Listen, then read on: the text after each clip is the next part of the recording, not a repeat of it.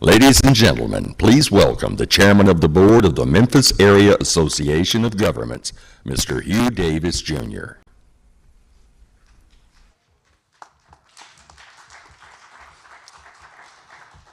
Good morning. Well, that's kind of weak, but it is a good morning. I'm happy to be here and glad to see all the folks that are here that I can see. I'd like to welcome each of you here on behalf of the Executive Committee and all the members of Memphis Area Association of Governments. This is a fantastic day. I know we have a number of folks online that's streaming, and thank goodness for the new technology. I want to thank to all of our panelists that are going to be here to give us insight and knowledge. I also like to thank the MAG team for spearheading this, and it's been headed up by Mr. Ralph Moore, who is the Executive Director, and Kelvin Willis for their diligence and hard work in pulling this event together. And as we are sending a huge thank you to one of our co-sponsors, which is Tennessee Valley Authority. Our moderator for the day is going to be Attorney Odell Horton, Jr. Mr. Horton is a partner at the firm of Wyatt, Tyrant, and Combs. He's a member of the firm's litigation and dispute resolution team. He concentrates his practice in the areas of governmental affairs, municipal law, labor union controversies, and negotiation, commercial litigation, healthcare, and a number of other things. Mr. Horton assists businesses with navigating governmental issues, contracts, workforce issues, and litigation, and also has experience in conducting general and healthcare research investigations. Mr. Horton also chairs the firm's diversity committee. This time I'd like to present to you our moderator for the day, Mr. Odell Horton, Jr. Thank you.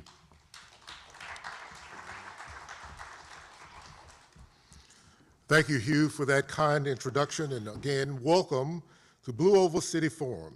Our areas of focus this morning will be the next steps, preparedness for our city and the surrounding municipalities and workforce development.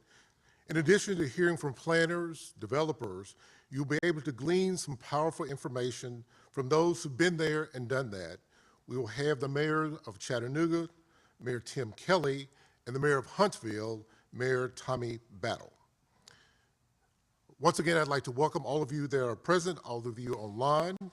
And before we start the program, we will hear a few words of welcome from the Shelby County Mayor, Lee Harris, from a video. And then following that video, we will have a video from Ford Motor Company. Good morning. I'm Shelby County Mayor Lee Harris. I have the privilege of serving as mayor of the largest, most diverse, vibrant, and in my opinion, the greatest county in the state of Tennessee. I would like to formally welcome you to Blue Oval City Next Steps.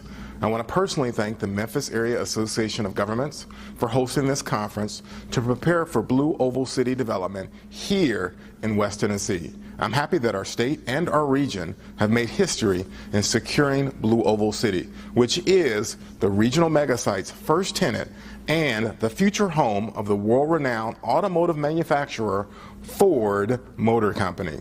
As mayor of Shelby County, and like many of you here today, I am thoroughly excited about the Blue Oval City project because of the momentous potential impact to our county and our region.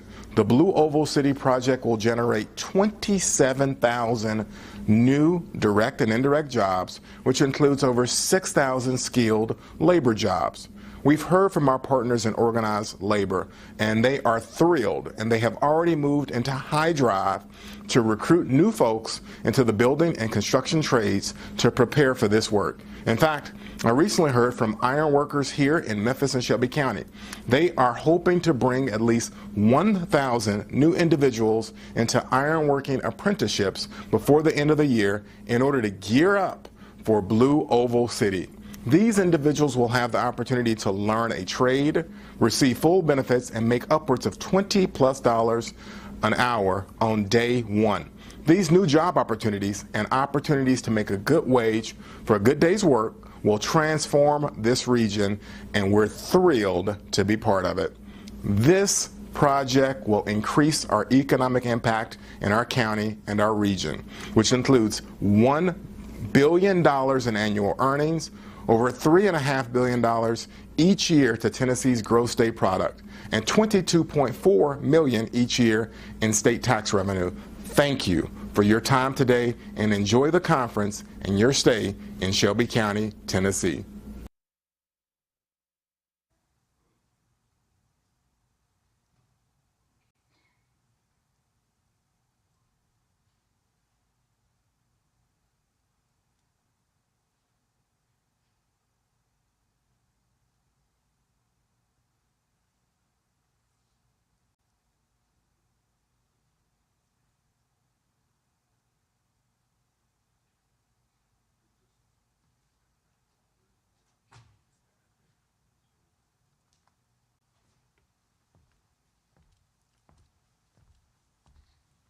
We have the video from Ford Motor Company at this time.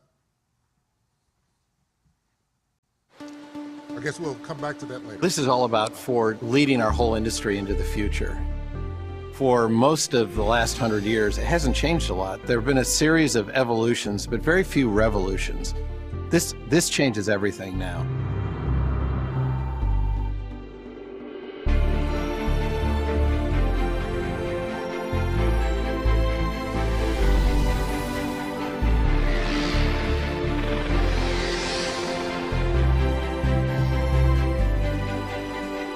These investments are commitments to our next generation.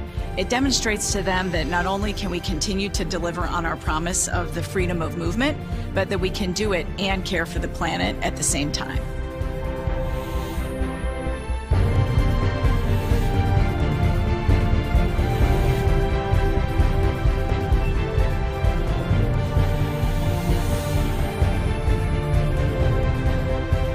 Battery recycling helps in many ways. It utilizes batteries that are in people's junk drawers in addition to vehicles that are expiring.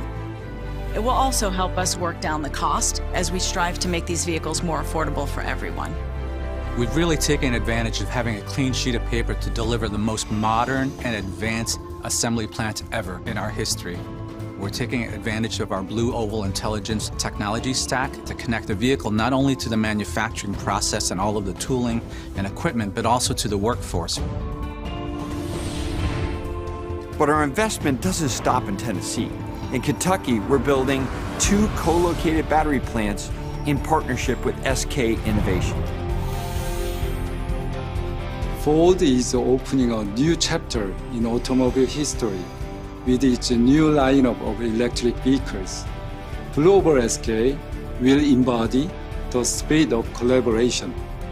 We are very proud to be partnering with Ford at this exciting juncture and to be taking this giant leap to bring about our common vision for a cleaner planet. There's even more to the story. We're investing right across the country, expanding capacity for the F-150 Lightning in Michigan, and beginning in Texas, we're rolling out high-tech job training for the next generation of American auto technicians. This is an investment in the future of Ford Motor Company and American manufacturing. We have an opportunity to make our customers' lives better and to also make the world better. This is what it means to be built for America.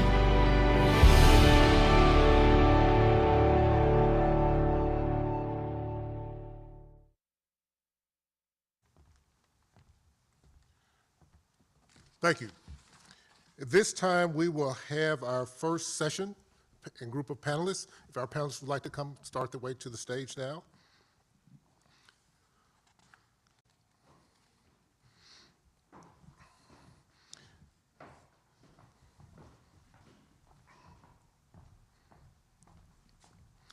Our planners collectively have over approximately 100 years of experience. It's safe to say that we will learn many things from them today. These gentlemen also have a lot of years, but they have considerable experience in their fields. First of all, we have Dr. Charlie Santo. He's the chair of the Department of City and Regional Planning at the University of Memphis, where he's been teaching since 2005.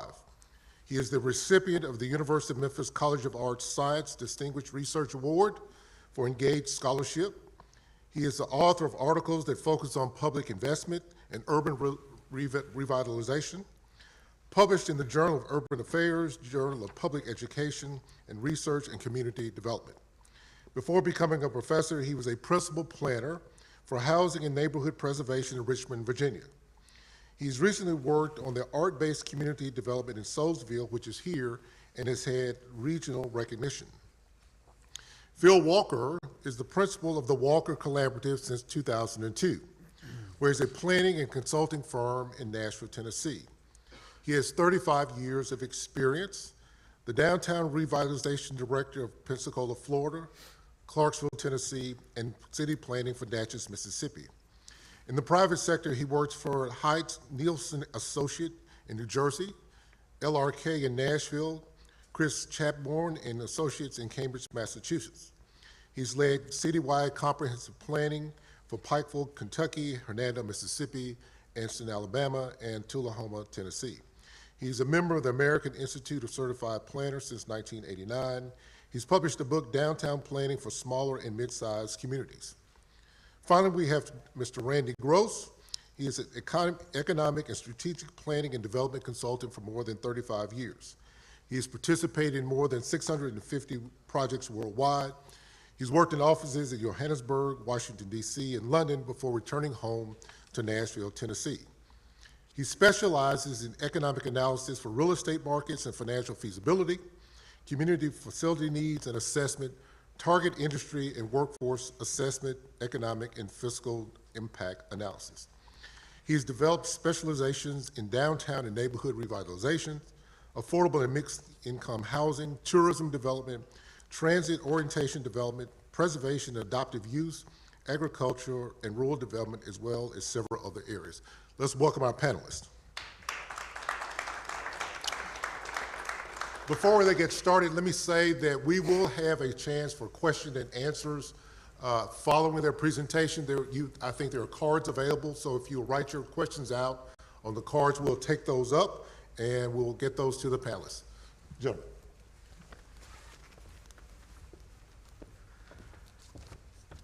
Well, good morning, everybody. My slides come up here in a second. That's me. All right. Hey. Okay. Well, since we're here in Memphis, my title here is a musical reference. Whether you prefer the Stax Otis Redding version or the original Sam Cooke version, a change is going to come. We know that the Blue Oval development is going to bring a big change to our region, particularly to our rural communities. And that change can be a good thing. We've already heard about the economic benefits of this, and that's kind of the first thing that you think about when we think about a project like this. And Randy will talk more about that. But we also know that this kind of change can change the way our communities look and the way our communities feel, the way our communities are built, and the character of our communities. And if we want to have some control over those kinds of changes, they can't be an afterthought. We have to sort of plan for those things ahead of time. That's what I think about as a city planner. I'm thinking about the physical development of our communities and the relationship between that physical development and the economic health, the social health, the environmental health and well-being of our communities. So we know there's going to be growth. The question is, do we attempt to manage that growth, to direct it to where we want it to be, or do we just let it happen? And we know that the impact of this kind of development is also going to be regional, and that can be coordinated across the region, or we can just let it happen haphazard.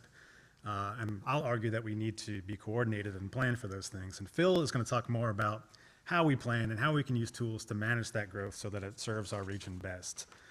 But I drew the short straw when we divvied up roles here, because I get to talk about the kind of impacts, the kind of changes that can happen to a community that we don't want to see, the changes that we might see in the absence of planning and coordination, so the impacts to avoid. And so we wanted to look at what did happen in other similar situations, and I just want to give credit to the other names on the slide. These are folks in our department at the university. Modis Matarasi, who's a doctoral student, did a lot of this research. So if we go to the next slide, there we go.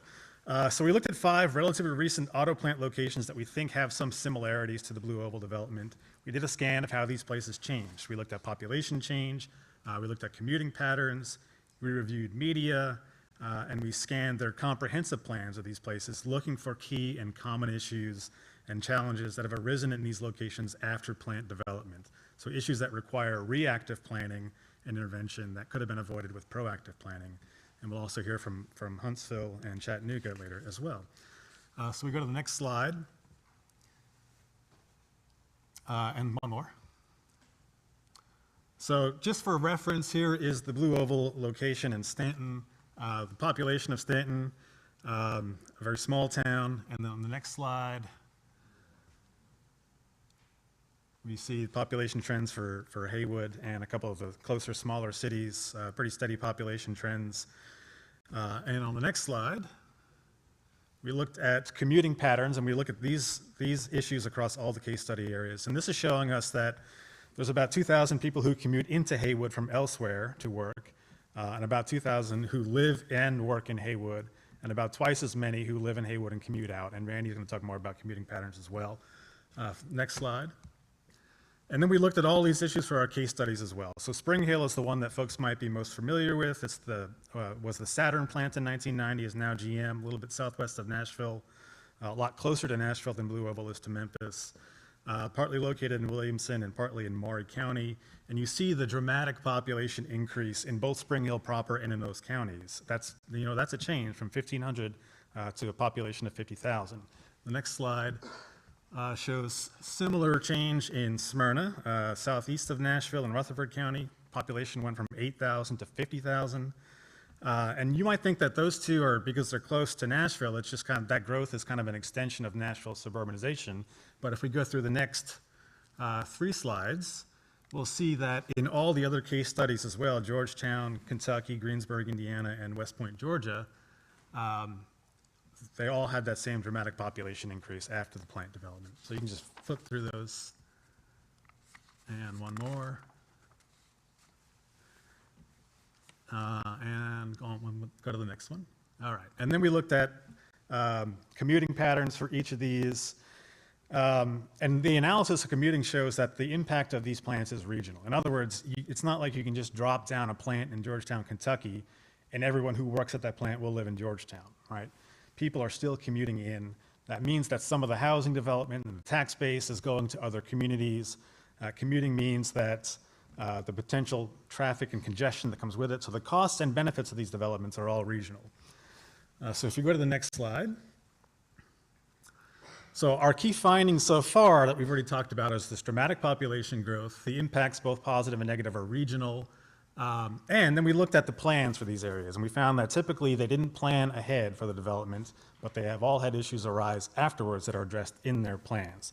So on the next slide, these are the common themes that have arisen and appear in the comprehensive plans of these communities. It's language and issues that are common across all these planning documents. And so concerns about housing costs and housing options and employment diversity and commuting and traffic and sprawl and auto dependency and infrastructure needs.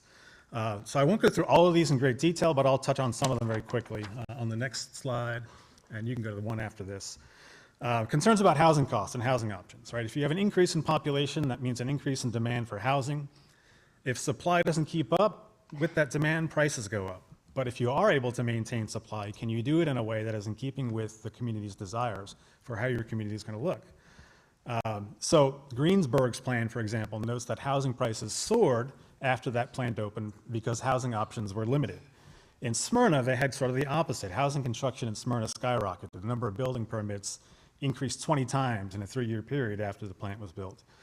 So there was abundant land that was made available for housing, and that prices remain affordable, but you have to think about how you want that land to be used. In Smyrna, that new housing was dispersed in sprawling subdivisions that filled up open farmland on the periphery.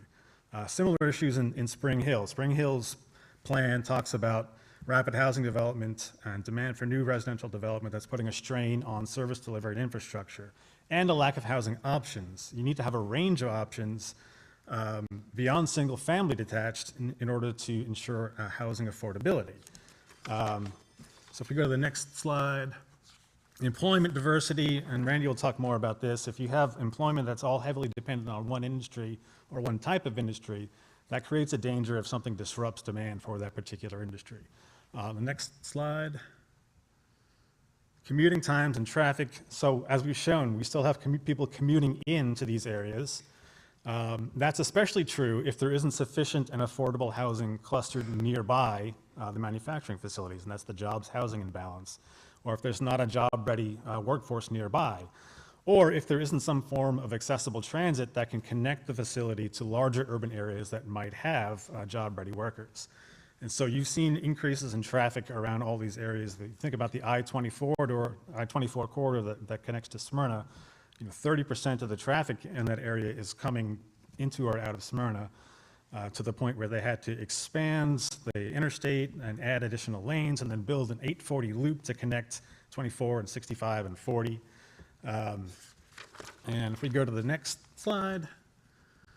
So sprawl and auto dependency, if the new housing development all comes in subdivisions at the periphery, or looking at a conversion of open space and a loss of agricultural land, and infrastructure inefficiencies. So sprawling, auto-dependent subdivisions require lots of new roads to be built. Next slide. And one more. So the infrastructure is not just streets. You also need new schools and healthcare facilities and water treatment and sewer treatment. And then if we go to the next slide, I won't touch on traffic. We've already talked about it. One more. All right, the final issue I want to talk about is all of these plans note language about loss of character. So Spring Hill talks about new development consuming rural and natural areas that are important for environmental functions and for the rural character of the city. They talk about farmland disappearing. You think about Smyrna, which was originally clustered near the railway station and Main Street, which has now just become a sprawling subdivision that looks like any, or sprawling suburb that looks like any suburb anywhere else. And so if we want to maintain the character of some of these smaller communities, we need to coordinate amongst communities to talk about where we want housing to go, where we want different kinds of retail to go. And so I'll leave it there, but if you want to get a look at what Spring Hill used to look like, you can Google this on YouTube. There's a video called Spring in Spring Hill that was put together for Saturn right before the plant opened, and it's this quaint small town America bucolic with shots of Bill Dotson's farm where a new foal was born, and contrast that to what Spring Hill looks like now. And that gets you thinking about what are some of the issues that we need to plan for moving forward. So we'll let Randy talk more about economic impacts, and Phil will talk about what we want to do and how to plan for these things and coordinate. So thank you.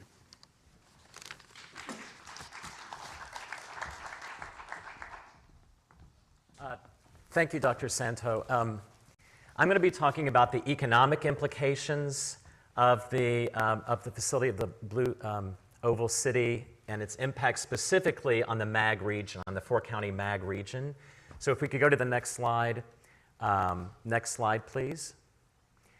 And the next slide. You already know some of the basics in terms of what's planned and proposed. If we can go to the next slide. And you also know some of the impacts that have been projected in terms of the 5,700 or so permanent direct jobs on site, as well as the 27,000 total jobs that would include indirect and induced jobs, which we'll talk about in a minute. Next slide. And we've heard a little bit about Haywood County. It's an agricultural county, population less than 18,000, but there are 4,700 jobs. So Blue Oval City represents a 127% increase in its own job base.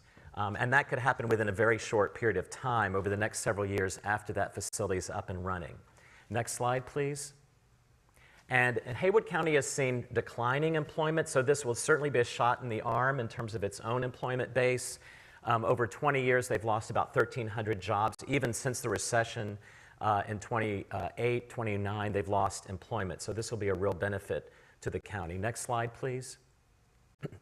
So commutation patterns, we heard a little bit about that before from Dr. Santo. About 50% of the workers in Haywood County currently commute from outside of the county.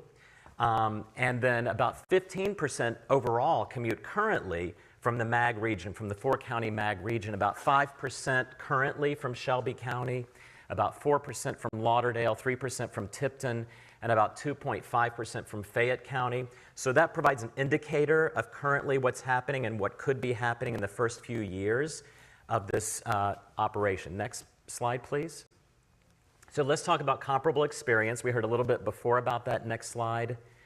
I did a similar type of analysis looking at about 12 different plants around the region and the surrounding communities to look at what kinds of economic impacts and implications there are for those surrounding areas. So if you go to the next slide, please. Focusing first on employment and wages, and I've aggregated this data to look at what kinds of trends there have been overall among all of these communities, these 12 communities surrounding these 12 plants. Overall, what was interesting is that on average about 2,900 jobs were projected for each of those 12 plants if you average them all together, but the actual number of jobs created over time has been about 40% higher than that number. So you should be planning for more than the number of jobs that were actually projected. Employment will vary over time. So with an automobile plant, not only with the recessions and with ups and downs in the economy, but also as lines of production are shifted from one plant to another, your local communities will see ups and downs as that plant sieves and highs and goes up and down with the economy and with the individual decisions of that company. Typically, the first hires at those 12 facilities were automotive engineering, purchasing, IT, and administrative types of jobs, although that might vary with Ford, but that was typical with a lot of the other facilities. And the wages have averaged $57,000 to $88,000 for those direct jobs. It varies obviously based on location, on local market conditions, on union membership, and the other types of issues.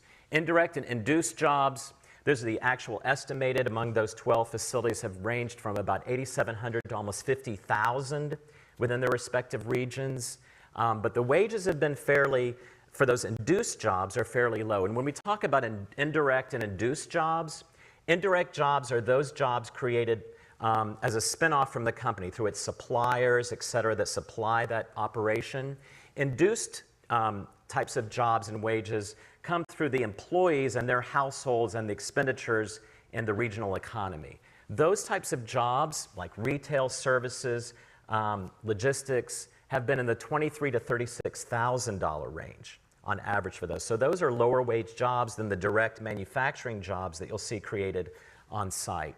During the construction period, an average of about 2,800 jobs created on site at any given time, and of course they're projecting 4,000 on site at any given time at Blue Oval City, which is significantly larger. Next slide, please.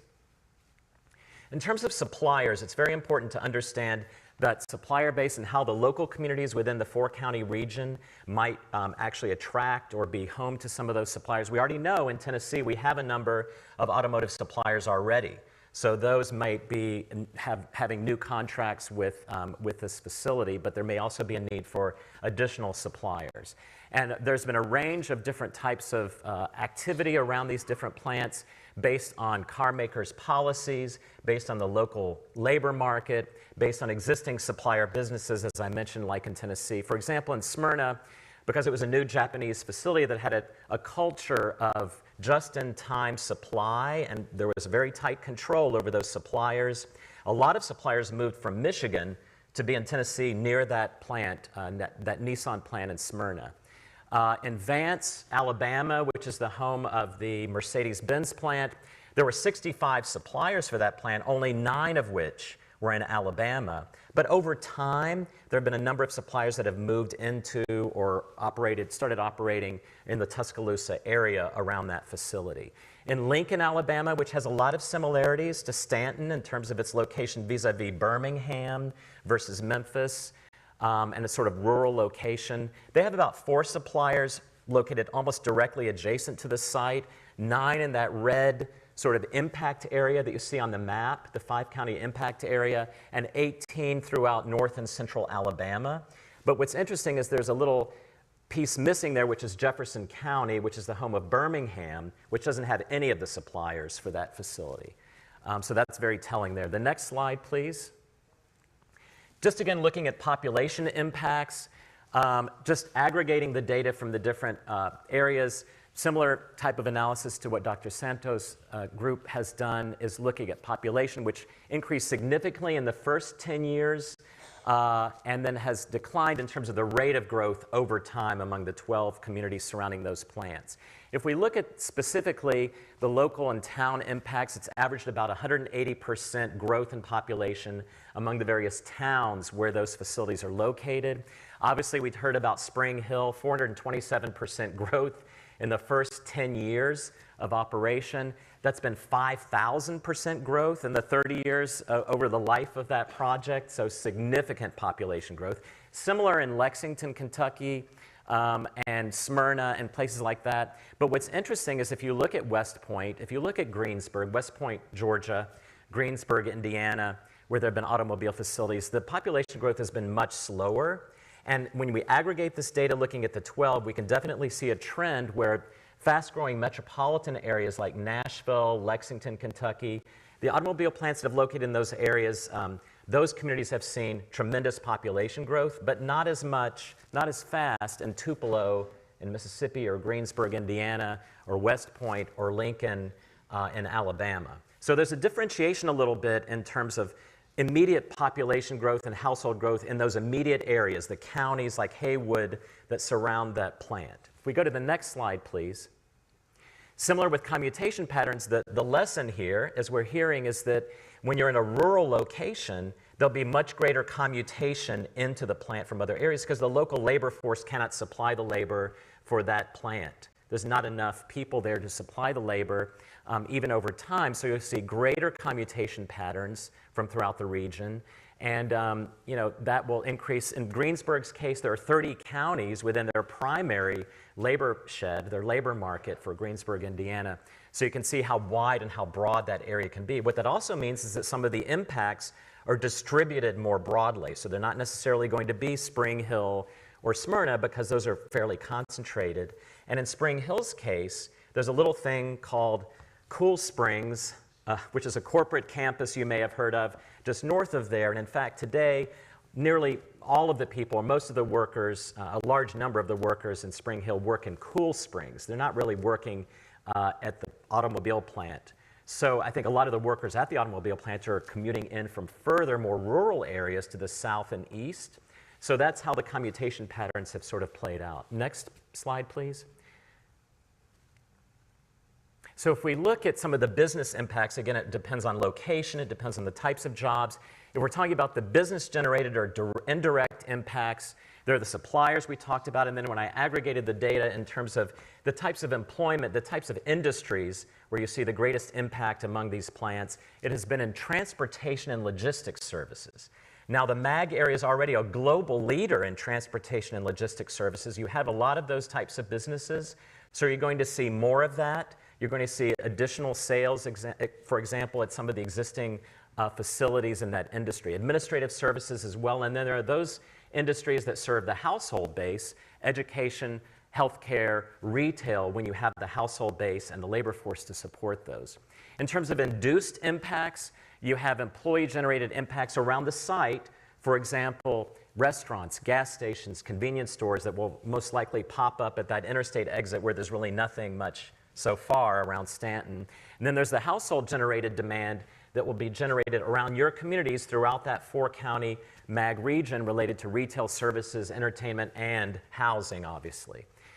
Those locations where suppliers and other businesses are looking for, they're looking for sites and buildings, serviced sites and existing buildings, proximity to the plant, labor force, existing labor force, and the labor force itself is dependent on the availability of affordable housing, amenity value within that community, and the quality of the schools. And one of the interesting studies I read was a study by Ball State University that looked at Greensburg, Indiana, and they found that they had a lack of change in Greensburg, a lack of population growth, et cetera, because they hadn't attracted the labor force to supply the plant, and the labor force hadn't come because they didn't have the amenity value, the amenities to attract that labor force. So the quality of life in terms of the downtowns and the schools and the parks and recreation facilities are very important for supporting the labor force for those jobs. Next, please. So what are the specific economic implications for the MAG region? Next slide, please. So what I've done here is tried to look at what can we expect within the MAG region from those 5,700 jobs, just as the direct impacts. So assuming the same commutation patterns, so about 15% of the current commutation into Haywood County is coming from the MAG region, that would at least be 900, almost 900 jobs right there within the MAG region, meaning the residents of the MAG region, the 4 counties, would supply about 900 of those positions, given current commutation patterns. Of course, you can add another 40% to that over time, as we saw from the comparable facilities, and growth, for example, at those various facilities, as well as the indirect employment through supply chain and induced growth. Then we look at all inflow. For example, Haywood won't be able to supply all of those jobs, so we're going to have mostly inflow and mostly commutation. So then about 30% of the jobs will be supplied by the MAG region, or about 1,900 jobs. Then if we assume, based on population ratios, what it would be maybe 1,800. In general, the finding is you're talking about 1,800 to 2,000 direct jobs from within the MAG region, and this is sort of how it plays out by county. For example, about 600 from Shelby County, but you can add the 40% growth over time, the supplier jobs, and the induced growth. Next. And the impact on the housing market, for example. If we assume that some of those positions are taken by available workers, which there are very few these days that are in the labor market for those kinds of jobs, then if we take that out, you'd still have demand for about 400 housing units in Shelby County, 500 housing units in Lauderdale County generated by these jobs. And that, again, does not include the 40% growth, the supply chain, et cetera. So a total of about 1,400 just direct job-related housing growth. Next slide, please. So what are the regional challenges that we need to address? Well, as part of the comprehensive economic development strategy that I've been working on for the MAG region, we know that there are labor force issues. Participation rates within the labor market need to increase. Graduation rates need to increase. There's an upskilling and a job readiness requirement. And those support services for people to be able to work, daycare, et cetera, needs to be improved. Infrastructure and resiliency, we know some of the issues there, and more of you will be talking about those today. Industrial product, one of the things we know is that there's a lack of serviced industrial sites, of serviced industrial parks to accommodate growth, as well as available industrial office and technology buildings to support the kind of growth that you'll see throughout the region from that. Again, the housing supply, in terms of attractive, affordable, well-located housing for all aspects of the labor force.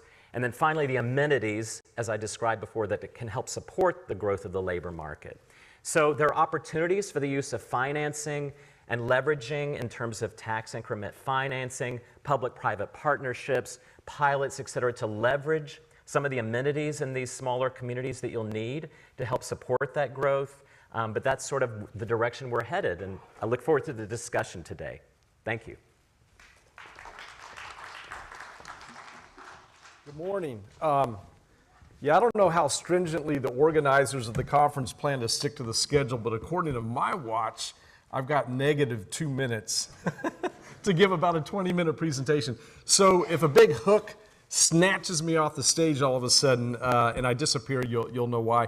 But I will try to be really quick. It's not just because I'm hyperactive, although that's part of it, but I'll try to move through this pretty quickly. I guess I got to pull up my presentation. By the way, when I put this together, I knew we'd have a range of different types of folks here as far as their level of experience and knowledge with city planning.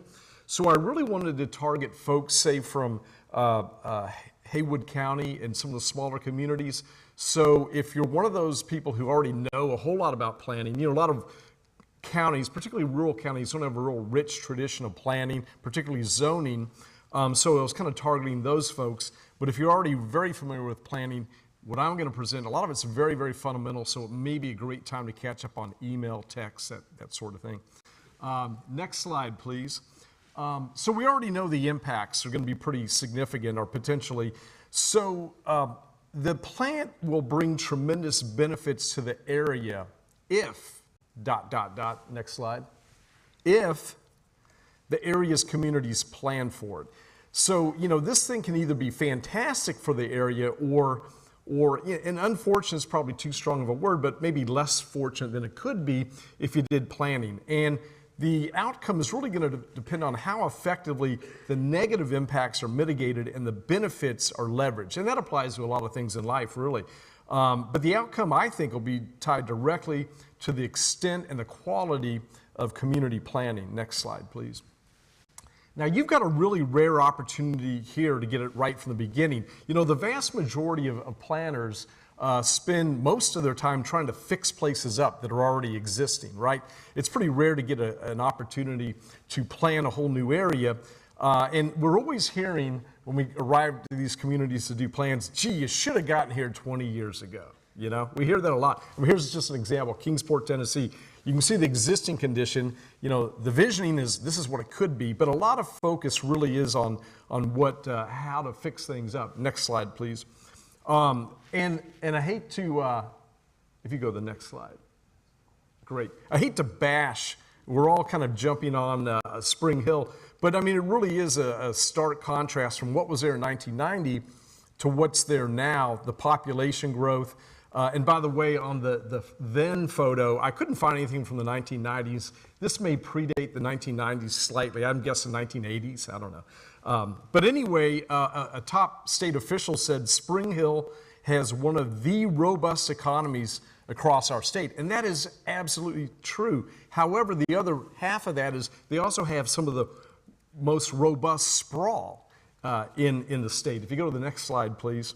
And you know, again, we already talked about some of the things with Spring Hill. They were voted one of the 10 worst traffic spots in Middle Tennessee in 2017. But keep this in mind, even though I was not able to figure out when they did their first comprehensive plan, they've done a lot of planning in the last decade or so, and a lot of up-to-date codes.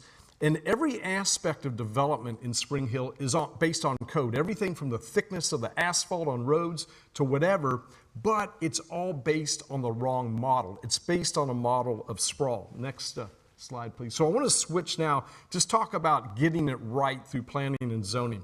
So you want to start off with a plan. And when I say a plan, a comprehensive plan, a citywide comprehensive plan that addresses all the fundamental issues of land use and mobility, natural and cultural resources, economic development, housing, those sorts of things. When you do a plan, there are generally about 4 or 5 key steps, and there are different ways to word these and so forth, but just the main steps of the process are you start off with some kind of a kickoff process, you do a lot of research, you do a lot of community engagement or visioning to see what the community wants.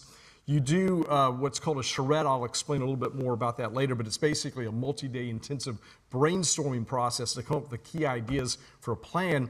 Then once you get all that input, you put the plan document together, you present it, you get more feedback, and you revise it, and that's kind of the process. But there are 4 basic questions that any good plan should answer. Number 1, where are we now? That's kind of looking at existing conditions, a snapshot. Where are we headed? And that has to do with trends. Number 3, where do we want to go? And that's the public vision. You know, what does the public want to see for the future? And then finally, how do we get there? That's the technical thing. That's where particularly planners like us come into play to figure out, okay, we know where they want to be in the future. Now, how do we get them to that place? When you look at research, really all of the issues that are going to be addressed in a plan need to be researched. I mean, one example, Randy, when he and I work together, he does a lot of market analysis. He'll look at what is future demand for various types of uses. It could be retail, it could be housing. You know, it really depends on what the issues of that community are. Also, we oftentimes do a future build-out scenario, and we look, and here's an example. Oh, I'm sorry, next slide. I knew I was going to do this if I tried to look at my laptop. You're right, Randy. Anyway, here's an example we just did in Fairhope, Alabama a couple of weeks ago for a comprehensive plan. And I don't expect you, by the way, to be able to read that chart. But the bottom line is that, you know, you can also look at what's your current zoning. If you were to suddenly build out in, 20 years of build out, what would that look like? Has nothing to do with market realities. It's more theoretical to get a sense of your current zoning. But that can be one of those things that we do in the research part. Next slide, please. Visioning or public engagement, why is it so important? Well, first of all, as I've said, the consultants, whoever's doing a plan, are the technical people, right?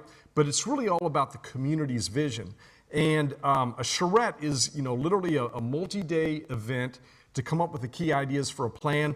oftentimes we think of that photo you see where everybody's around a map, the audience breaks up, citizens break up into teams and they come up with their own plan and then they present their ideas at the end. That's usually the first night of several days, and then the planning team puts together an actual concept plan based in part on that springboard of the workshop and then presents the plan.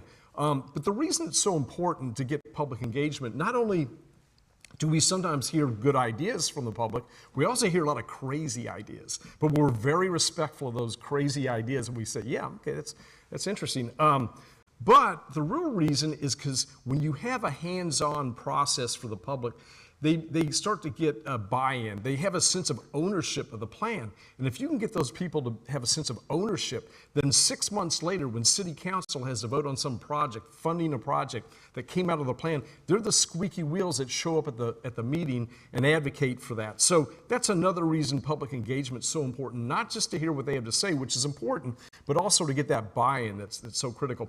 Another thing you want to do is come up with some planning principles, and I'm going to spare you from running through all these, but early on you want to come up with some very, very basic things that everybody can agree on as the basis of the plan. Now, this happens to be a list that came from Smart Growth America, but I find this is a good starting point, and then you adjust it for the particular community. Next slide, please. Yeah, that was it. Next slide, please. Also, you need to focus on what we call place types. Now, when you did a comprehensive plan 10, 20 years ago, one of the key elements was the land use plan, right? The problem with the land use plan is that it's basically two-dimensional. I mean, if you have a red blotch on a map and you say commercial, that could be your downtown, that could be a strip commercial corridor. Think of how different the form and character of those two areas are. So it's important to think more three-dimensionally and not just think about land use, but also think about density, intensity, form, and character. And this is just from a project we did in Starkville, Mississippi. And we start off with the 5 most basic place types, which are natural, rural, suburban, urban, and special. Special is kind of a catch-all. It could be industrial, it could be institutional, whatever. But it's important to think in those terms. Next slide, please. Here is, sticking with Starkville, here's a map, a place types map. And if you see by the legend, so there's literally like 3 different types of rural place types. There's 4 different types of suburban place types and so forth. Next slide, please. This is just an example, like one page that talks about specifically the rural centers. And if you look at the map, there aren't many of them. I don't know if you can even see them, but there's just a few. Some people would think of rural centers as like country crossroads. But we have precedent imagery. We talk about locations, spatial patterns, land uses, density, intensity, development form, and street types. And this is also, it's aspirational. Sometimes people look at it and go, oh, is this just existing land use? No, it's really your plan. It's aspirational. A lot of times it'll match up pretty closely with what's already on the ground, but in some cases it doesn't. But speaking of street types, next slide, please. The road types are kind of the place types version for mobility. And, a lot of people are used to thinking in terms of arterial roads and collectors, major collectors, minor collectors, local. But again, that's just a functional classification that doesn't tell you anything about design or character. So we like to use what we call street and road types. And the first chart up there is a translation between the old terminology of arterials, collectors, and locals into the new terminology. And in the case of Starkville here, this is one example. We had parkways, boulevards, avenues, main streets, local, and sensitive. Sensitive is kind of a weird word. We couldn't come up with anything better for areas that are like floodplains or parks along streams and things like that. But it's like a real minor road. And then we also have a matrix that says what types of street types are appropriate in the place types. So you can go to the next slide, please. And here's an example. This just shows like a parkway, and here's a cross section of it and all the design criteria. Next slide, please. And then finally, just to wind up this part on the planning and zoning, is implementation. That's, anybody can create a plan. That's the easy part. Implementing a plan successfully over time is a challenge. And there are a lot of different ways you implement a comprehensive plan. Policy revisions are one, such as translating your place types map into zoning. Subdivision regs with new standards, economic policies with financial incentives and things like that. Also capital projects, new roads and so forth. so forth. And also, it's important to have, you might have a project steering committee for the plan. You need to then create a plan implementation committee that meets periodically. It needs to be staffed so things get done. And then you need to report to the governing body at least once, maybe twice a year. Next slide, please. This is the last thing I've got to talk about. This is about strategies for, I've talked about kind of the how. This is about some of the thought to go behind it. First of all, think nodally. If you want to avoid sprawl, think in terms of things like hamlets and villages and towns. It's amazing when friends of mine, they travel in Europe and they come back, they're like, Phil, it's so cool, these little villages and they're surrounded by green stuff. We don't have all the sprawl we have over here. Why is it? And it's like, well, that's the model they go with. But it doesn't mean you can't do similar approaches here. And this one map, it just shows an example of a plan we worked on in Sumner County, Tennessee. And you see those little circles, those are the 4 planned villages. That's an example of what a village might look like that came out of the plan. Next slide, please.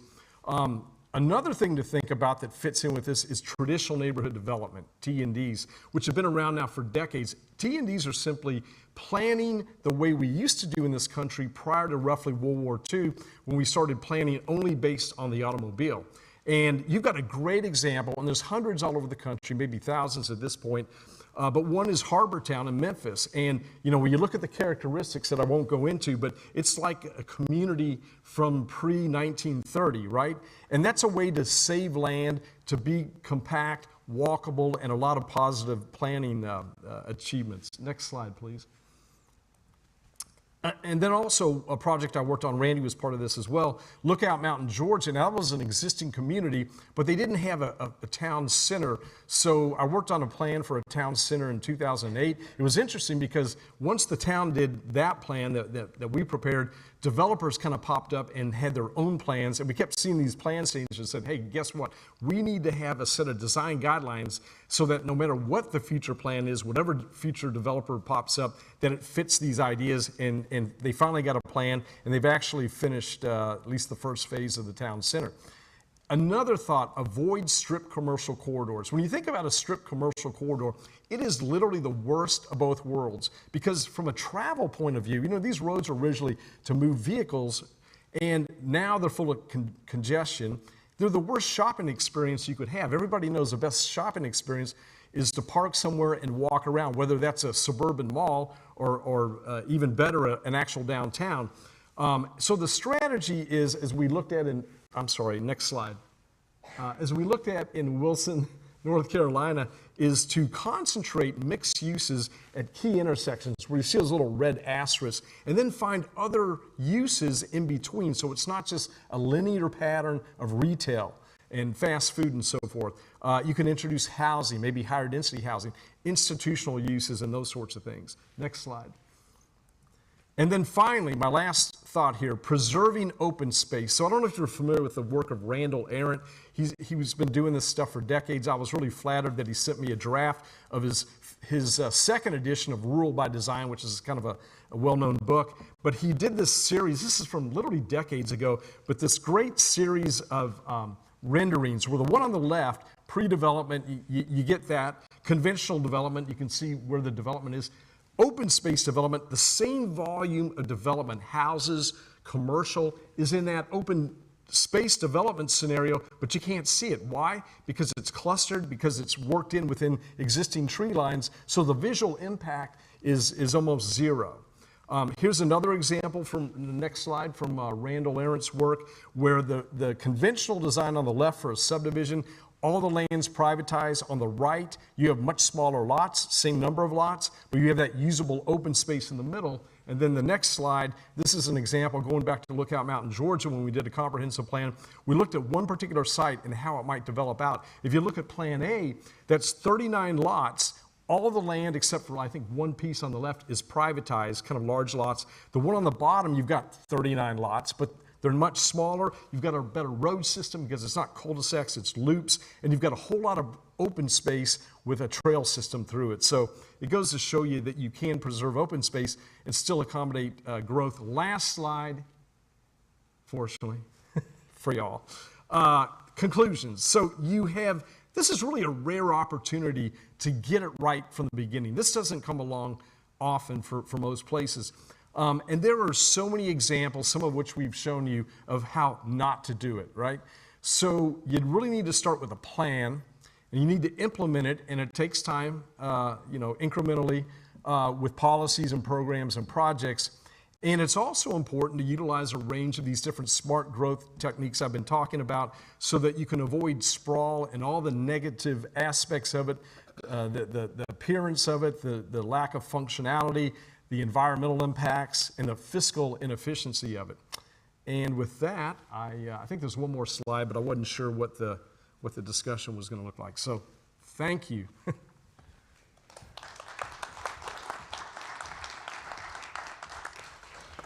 I'd like to thank our panelists. Just one housekeeping matter. If you would make sure that your phone is either turned off or on vibrate, we would appreciate that. If you have any questions, I can't really see. I think Ms. Doss right over to your right, my left, is available. If you have cards, I know there were some online questions. So Ms. Yes. Doss, if you would start us off, please. Sure. Not this short. So we do have a question online from Ted Macklin. And that question is, what resources are available to help local town governments, Mason-Stanton, which are in different counties, coordinate their activities? Or are these towns necessarily in competition for resources due to institutional arrangements?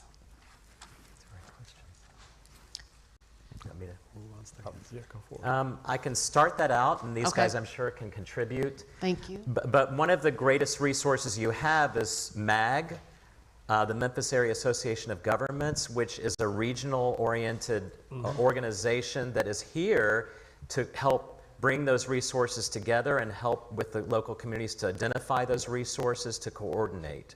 So I think that that would be a starting point. I don't know if you want to add something to that, or I concur. Agreed. Yeah, and I think that, in the absence of coordination, these localities will operate in competition with one another, and they might be operating at cross purposes, right? For example, just hypothetically, Brownsville might say, we want some additional population base, and Somerville might say, we don't, we want to stay the same. So if those can coordinate, and regionally we can think about where we want different kinds of development to occur, then everybody can win in that scenario. So that coordination is important. And just to tag on a tiny bit there, regionalism is a big buzzword, in the world of planning, and has been quite a while. And this is one of those cases where, it's probably enough to do just a county-wide plan or different communities, but you probably want to do those, but also some kind of a regional plan, I think, is called for. Agreed. I have a question. Yes. I'm from Brownsville. I'm a community citizen. And one of the things that is a little bit difficult for us is, like, for instance, if you look at the flyer behind you, if you're not tech savvy, which you'll find in a lot of rural areas, people are not, it's like a needle in a haystack to get to you to figure out what is going on. And I think there's a breakdown in communication with the citizens of Brownsville. And I don't want to be like Lincoln or those other small rural areas where they came in and we did not grow with the change. We would like to grow with the change, but you're coming to the region and you're not coming to the city that the actual construction is coming to. So we want to be involved, we want to know what's going on, and we want to have an understanding. So what can we do, as community, as citizens, to get involved or get more information so that we can take a part of this planning before it's too late? I'll take a stab at it. When it comes to community engagement, I think one of the first things you want to do when you start a planning process is come up with a community engagement strategy. And that's not just, out-of-town consultants saying, oh, here's what we think. You have to sit down with leaders in the community and figure out what's the most effective approach for that particular community. And within a community or communities, multiple, there are different types of people and different ways to try to pull in a variety of people. And what you have to do is use a range of public input approaches. Everything from, some of it can be online, some, but obviously not all. You need town forum type meetings.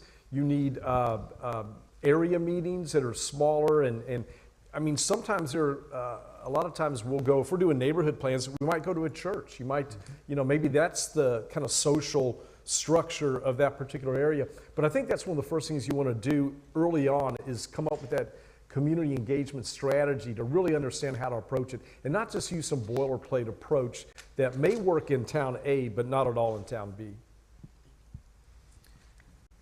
Thank you. We have a couple of other questions.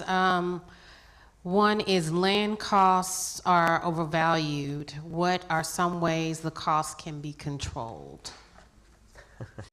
So speculation is a word that is often associated with these projects. There will be tremendous amounts of land speculation associated with the site. That's just kind of what happens.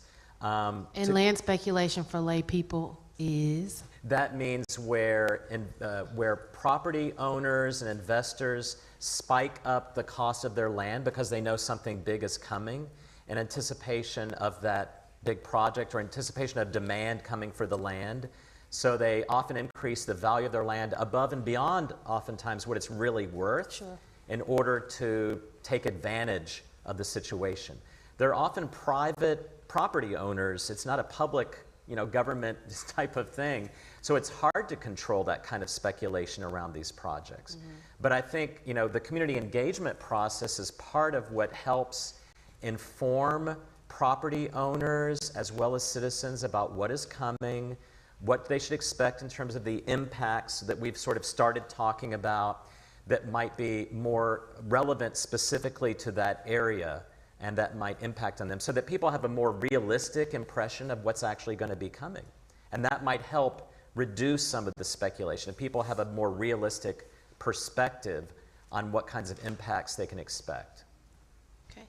And there's another question. I'm not sure if this is for you all or for a board representative, but will you consider launching locations within the Memphis city areas like North Memphis, similar to how Nike and Amazon are positioned in residential areas of Memphis? So I think maybe that's a forward question, but do y'all have any insight, knowledge to share? Well, not knowledge per se about what they would do, but it is a good thought, and it's something I've thought about in terms of, we talk about the impact on Mason and Stanton and Brownsville, but like I said, this is going to have a regional impact. It's going to have an impact on Memphis as well. Sure. And, is it going to drain resources and talent base from Memphis because people here that are in lower income jobs see this as a better opportunity? And if we don't find a way to make it easy for people to live in Memphis and connect to the Blue Oval plant, then we run the risk of losing that population. So finding some transportation solutions I think is going to be important for Memphis and for Shelby County. Sure. And for Dr. Santo, you talked about preservation of community character. Do you have recommendations for our area to be able to preserve the character of the smaller communities in Memphis and also rural communities? Yeah, I think Phil gave a master class, and he just ran through the entire curriculum of the graduate program in city and regional planning in 10 minutes. In 10 minutes. So yeah, those tools, clustering housing development in a way that provides the same number of units, but also preserves green space and uses the tree lines to preserve those sites. I think there's a lot of different ways to do it. But it's a matter of identifying in each of these communities, giving them some visual preference surveys, showing them different options. Which of these do you want your community to look like? Maybe taking some existing photos of existing properties in those communities and say, this is what we look like now. Is this what you want to continue to look like? Or do you want large lots, single family subdivisions, and letting people identify what they prefer and then figuring out which of the tools that we have to help achieve that vision. And just to piggyback on that, especially if you have a community that has, historic buildings like historic neighborhoods or downtown, if you don't already have historic zoning, that is a locally designated, not National Register, but locally designated historic district, that has some kind of guidelines, that's something you probably want to look into, because when you suddenly have all this economic energy come into a community, things happen, people want to redevelop, you start losing old buildings. So that's something I would look at closely for communities that don't already have that. I think there's one additional question which kind of dovetails to that. This is going to be located in a rural area, but maybe not for long. Are there some special concerns that these municipalities need to consider as they move forward in the planning process? I would think a lot of times when we do plans for rural areas, you start off with what do you want to save and protect, particularly regarding natural resources, cultural as well, like historic buildings and so forth, but especially natural. So I think just an analysis of natural resources, whether that's looking at aquifers or woodlands or different types of natural resources, wetlands, making sure floodplain maps are up to date. I think that's always a good starting point for any kind of planning process, is looking at natural resources. And I guess the final question is, how long what's the timeline on this process in terms of coming up with a plan, considering where we are now in this process? I mean, typically, let's say there's just a community that wants to do a comprehensive plan, the type that I talked about. I mean, generally speaking, I don't think I've ever seen one completed in less than, say, 8 months. Usually about a year. One of the things, I've seen some drag out far beyond that, but you want to avoid that, because what you want to do, if you want to keep people engaged, there needs to be a little bit of momentum carried through from one step to the next step to the next step, or you'll start to lose public interest. So it's really hard to do quicker than about 8 months, but you don't want it to go beyond a year, or you'll just start to lose people. Thank you. We have one more question from online, and also multiple requests for your slides. So if you guys are okay with that, we'll talk to you about how to get slides posted for people to pick up later. The last question is from Cooper, unless anybody in here has another question. The last question is from Cooper, I think it's Hare. What do you think the impact will be on the residents that live adjacent to the mega site? For any of on you the residents other than that live adjacent to the mega site. that live adjacent to the mega site. Yes. Right. So I think some of them, we can all probably respond to that in some ways. There'll be traffic, because we talked about commutation patterns changing, and there'll be a lot of traffic coming in there. There'll be probably some commercial development around the interchange associated with the site. So there'll be additional traffic related to that. So there will be a few new jobs and new people probably moving in, but the housing may not change unless it's leveraged somehow.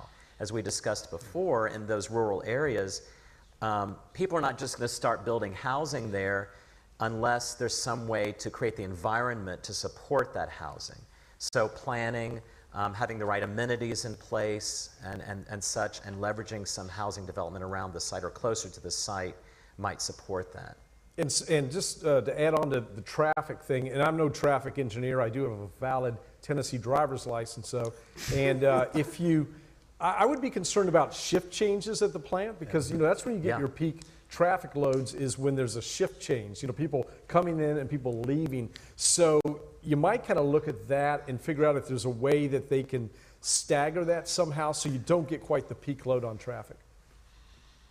All right, well, thank you. We appreciate our panel and all your input. Thank you.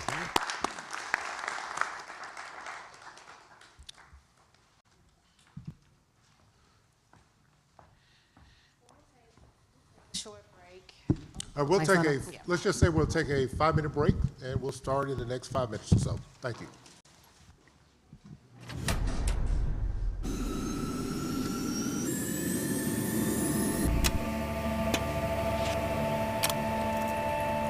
I'm from the Valley.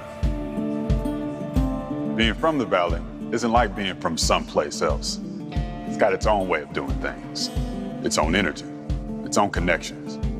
Born out of the Great Depression, it was a great opportunity to bring us together. A moonshot, before we even knew what a moonshot was. A bet on the future, that there would be a better way to work, a new kind of public works, and we worked to make it happen. Connecting our people with our needs, with a plan. And those connections gave us power. Hydroelectricity, we made it flow. Flood control, under control.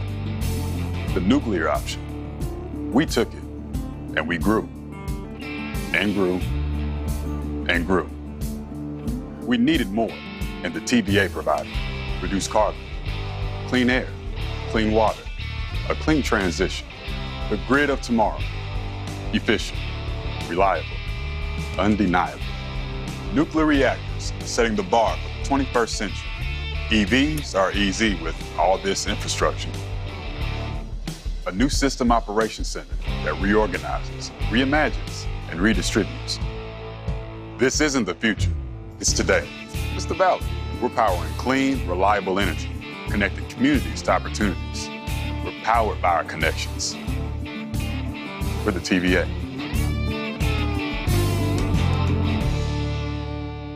Kadzukian.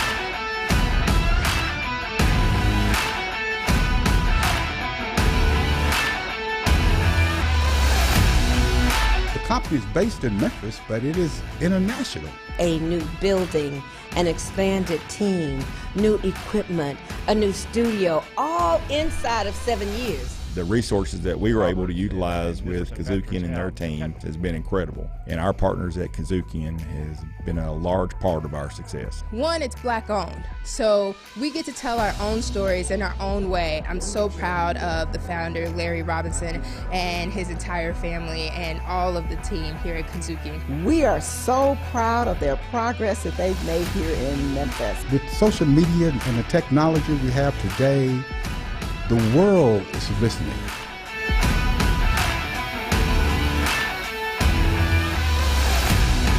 Kadzukian. Check out all your Kadzukian favorites now. Download the Kadzukian app, available on Android and iOS.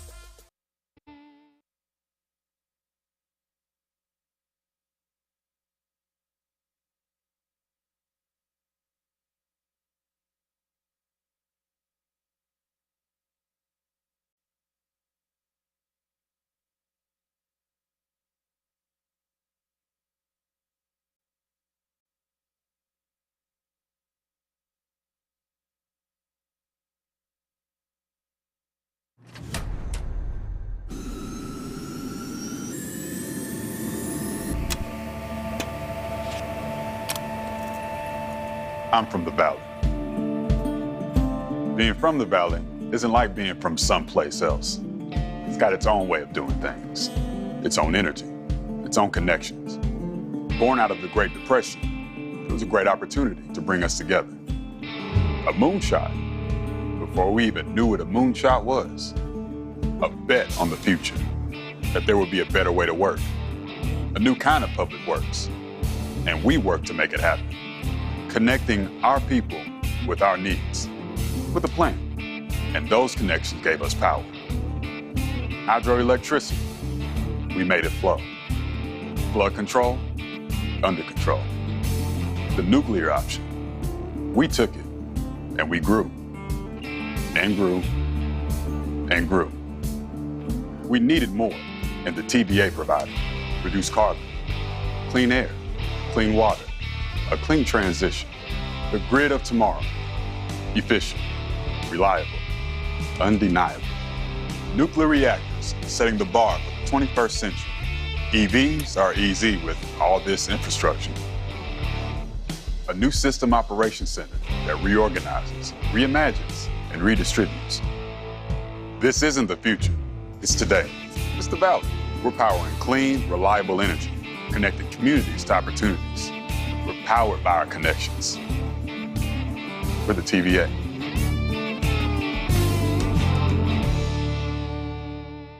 Kadzukian.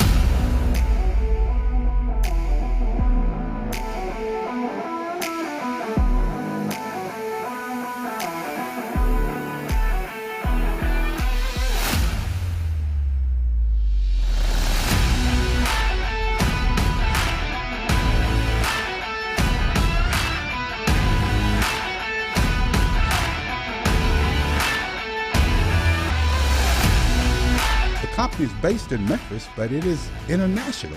A new building, an expanded team, new equipment, a new studio, all inside of 7 years. The resources that we were able to utilize with Kazukian and their team has been incredible. And our partners at Kazukian has been a large part of our success. One, it's Black owned, so we get to tell our own stories in our own way. I'm so proud of the founder, Larry Robinson, and his entire family and all of the team here at Kazukian. We are so proud of their progress that they've made here in Memphis. With social media and the technology we have today, the world is listening.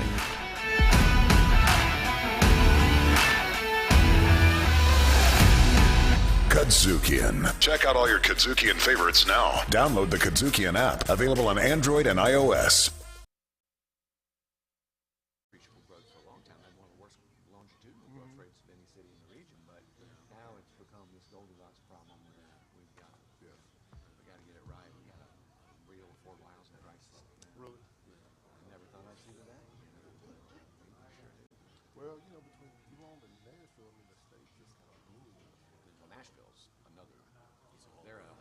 Well, I tell people all the time, I started pricing law in Nashville in the late 80s. And you go there now, cranes everywhere. It's like people can't afford to live in town. It's terrible. It's, you're moving further and further out. We're seeing that in Chattanooga, and we don't have the job that Nashville's got. But because of the quality of life, we're getting a lot of outside speculation. Yeah. It's driving up prices. We're about to do a moratorium on Airbnbs, on absentee Airbnbs because they're pushing up. People, basically valuing them like commercial real estate. It's cash flow from rents rather than comps, and so we're. All right, I guess we're ready to get started. Okay. Good to meet you also. Okay. I'm Charles. Hey, Sorry. Charles. Oh, yeah, good to meet you. Good to meet you too. I was a slow guy. That's okay. That's okay. I think they want you on that side.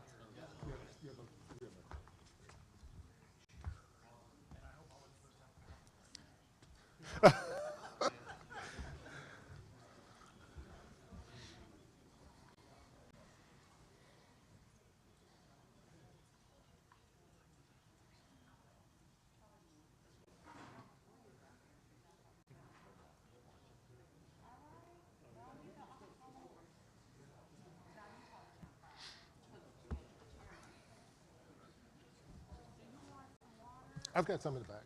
Okay, thank you. No, okay.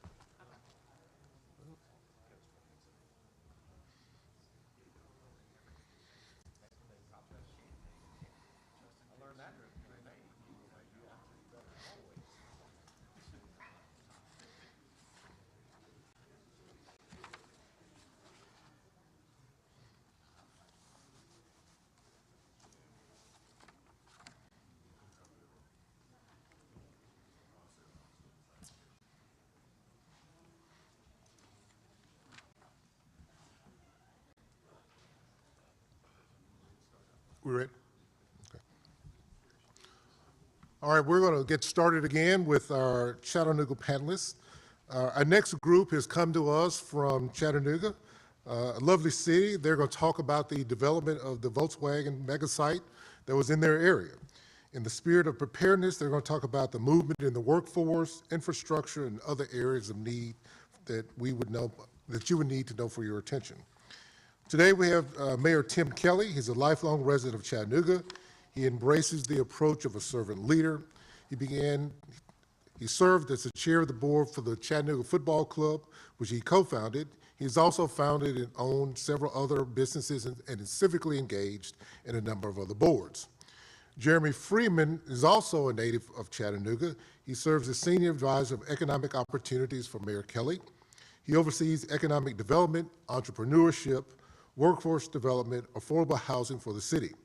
He has previously served as Deputy Chief of Staff, Director of Economic Programs, and Civic Engagement Coordinator. He has a master's from UT Chattanooga, and which I found out today, he's also my Morehouse brother. Charles Wood, currently serves as the Vice President of Economic Development for the Chattanooga Area Chamber of Commerce. Prior to joining the Chamber of Commerce, Charles held economic development positions in Pensacola, Florida, College Station, Texas, and Mobile, Alabama. He has led marketing, recruiting, and expansion efforts resulting in thousands of jobs created for dozens of companies, including Hewlett-Packard, Mellon Financial, and Volkswagen. He has also led the creation of 2 business incubators in multi-state entrepreneurial networks and the Greater Chattanooga Economic Partnership, a tri-state region and marketing organization. Let's give them a hand. And I assume, Mayor, that you're going to be going first. I'm all yours. Do you have a presentation, or do you want to start with the kind of? Well, no, my understanding was there was some Q&A, but I can run through some remarks. Well, we've got some general observations. Why don't we start there with some general observations? Well, okay. I'm going to start with a big caveat, which is that I have been mayor for around 11 months, and the VW project in Chattanooga started, in 2008. Right, so I was a private citizen at that point, a businessman in Chattanooga. I was on the Chamber of Commerce board a couple times, so I had a front row seat for the project. And Mayor Strickland and I are close, and we've talked, quite a lot about this. But the VW project employs about 4,000 people in Chattanooga, I believe, and they're about to add another 1,000 because of the electric vehicle expansion there. I would say the multiplier effect, and Charles has been in Chattanooga since 2012, so was really kind of the closest as we've got to an OG here on the project, and then Jermaine 2016. So, but there are about 16,000 jobs I think around that have spawned, and I think another roughly 4,000 that hopefully will come from this. Listen, it's been a wonderful thing for Chattanooga. I would tell you generally the biggest lesson I could impart probably for the greater Memphis area has to do with workforce development. As a private citizen, it actually led to our entire educational reform effort, a nonprofit called Chattanooga 2.0 that lived at the Chamber of Commerce because we couldn't supply the workforce for the jobs. Again, these are not simple, broom pushing type jobs. At least most of them aren't. So it led to a pretty fundamental reform in our entire school system. And VW has been a great partner for us in putting in mechatronics institutes and really reforming technical education in Chattanooga to create a workforce for these jobs, because if you don't create it, they'll have to bring them in from elsewhere. I think before the panel started, we were talking about housing and some of those issues Yep. that you're facing. Can you talk about some of that a little bit? Well, again, Chattanooga, believe it or not, had one of the lowest longitudinal growth rates of any city within 500 miles of us for quite a long time. And as you know, if you study the map, we're wedged right between Nashville and Atlanta, both of which have very high growth rates. Nashville, or rather, the VW project, we really wanted this back in 2008 because there was not much going on in Chattanooga. And it really was, I think, the thing that kind of propelled us forward. It improved our air service. It obviously created all the jobs. It made Chattanooga more international, VW being a German company and their major suppliers, a big Spanish company. But again, the downside is, having just come in as mayor, we now have a real affordable housing problem, and we're in the process of formulating a lot of plans to address that. But it's probably our number one problem, and again, as it's related directly to homelessness, which is also a big problem in Chattanooga. Jermaine, I think we were talking about workforce development. Can you give us some of your experiences that you all have had to deal with the workforce development? Yeah, and Charles, I think, could also talk about this and add some color to it. But I think, to the mayor's point, with this, the automotive facilities have changed over the years, and they have become a lot more automated. When you walk into a VW facility, you're going to see a tremendous amount of robots. So there's going to be a great need for workers to have, rather advanced computer, IT, mechatronic skills, some basic level of maybe interdisciplinary engineering understanding. And so when you staff a facility like that, you're going to need to pull from people who already have some skill level beyond the high school education. And so what we've seen is Volkswagen really partnering with our Tennessee College of Applied Technology as well as Chattanooga State, our local community college, and then also putting, trying to sort of stimulate interest at the high school and middle school level by investing in e-labs. And they also have a Mechatronics Academy, which is a dual enrollment program for high school students. And so workforce is going to be is a big challenge all the way around. Charles, in your position with the chamber, how did the chamber go about assisting local and regional governments once the announcement was made that Volkswagen was coming? Yeah, and so I've been very involved kind of in the service after the sale, and you know the headlines are always about the announcement when the shovels go in the ground, but the reality is the real work starts now. And I think that's important for the region to kind of recognize. So from a chamber perspective, we basically raised private money, stood up what was termed the Volkswagen team. These were private kind of economic development professionals working for the chamber, funded by our private partners, that really helped the company work through a number of kind of community issues. So that included connecting with the schools. We geared up a German program actually on Signal Mountain in their high school program, including an IB program.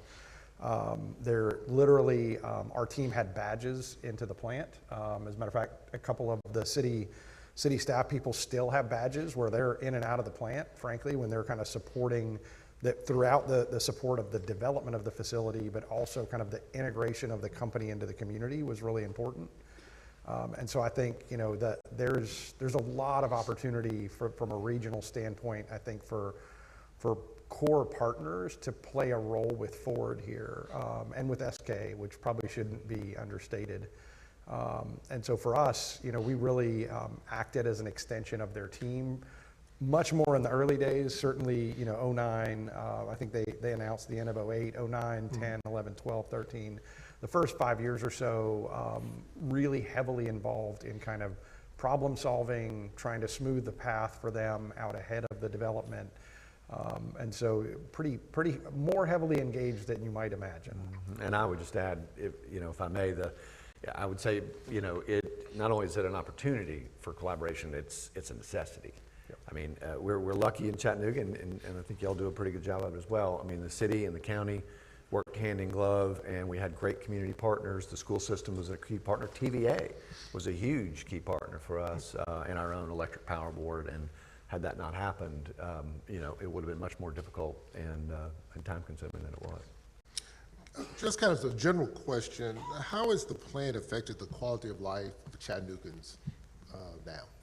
I mean, look, it's certainly improved it, right? I mean, it has improved our air service. For one thing, I think that's something that Memphis and Chattanooga both need better. I mean, a lot of suppliers coming in. I think if I could, the supplier base is, I think, the thing that's not particularly obvious to people. You know, the Ford jobs would be great. The VW jobs are great. But again, that multiplier effect is 4 or 5 times. And then there's the second tier that the planners were talking about of all the jobs that are created in retail and all support services and things of that nature. So, and average wages. One of our big challenges in Chattanooga, frankly, is closing the gaps between the black community and the white community and rich and poor. And these are higher average wage jobs than what Chattanooga was used to. And so, look, it has raised our game. And again, it's improved our school system significantly because we had to. It forced us to reform the school system in ways that we wouldn't have otherwise done. In terms of zoning and planning and those considerations, I grew up, Chattanooga was a very small city.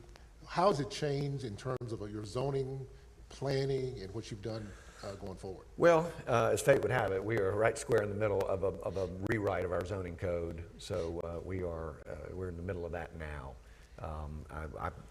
Again, I've only been in office a little less than a year, but you know, one of the things I ran on was reforming our zoning and our code and ordinance to kind of to bring it up to date. It hasn't been studied for quite a long time, but we are, you know, really just now hitting our stride in terms of growth, and so we have to do it, and we are doing it. Well, what kind of concerns? I mean, because you know the Ford plant's coming into a small town. What kind of zoning issues are you looking at? Special use permits, Are there issues in terms of housing, retail? So our situation was a little different, and Charles, feel free to jump in here. The site that was used for Volkswagen Enterprise South Industrial Park, it was already zoned manufacturing because of the prior use by the U.S. military.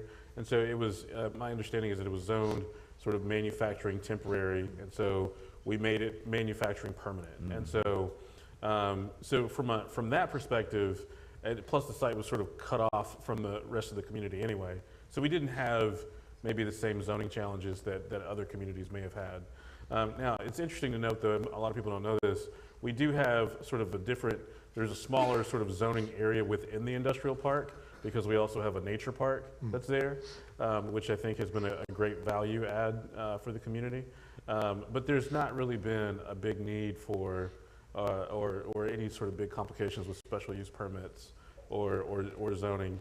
Now, on the transportation and infrastructure side, there is a lot of special permitting required in that, which we may talk about here in a minute, because a lot of the site was also wetlands, and so building infrastructure through that also, certainly poses some challenges. And has to be factored in, because it takes, we just now finished a road in Chattanooga related to the plant that was started 14 years ago.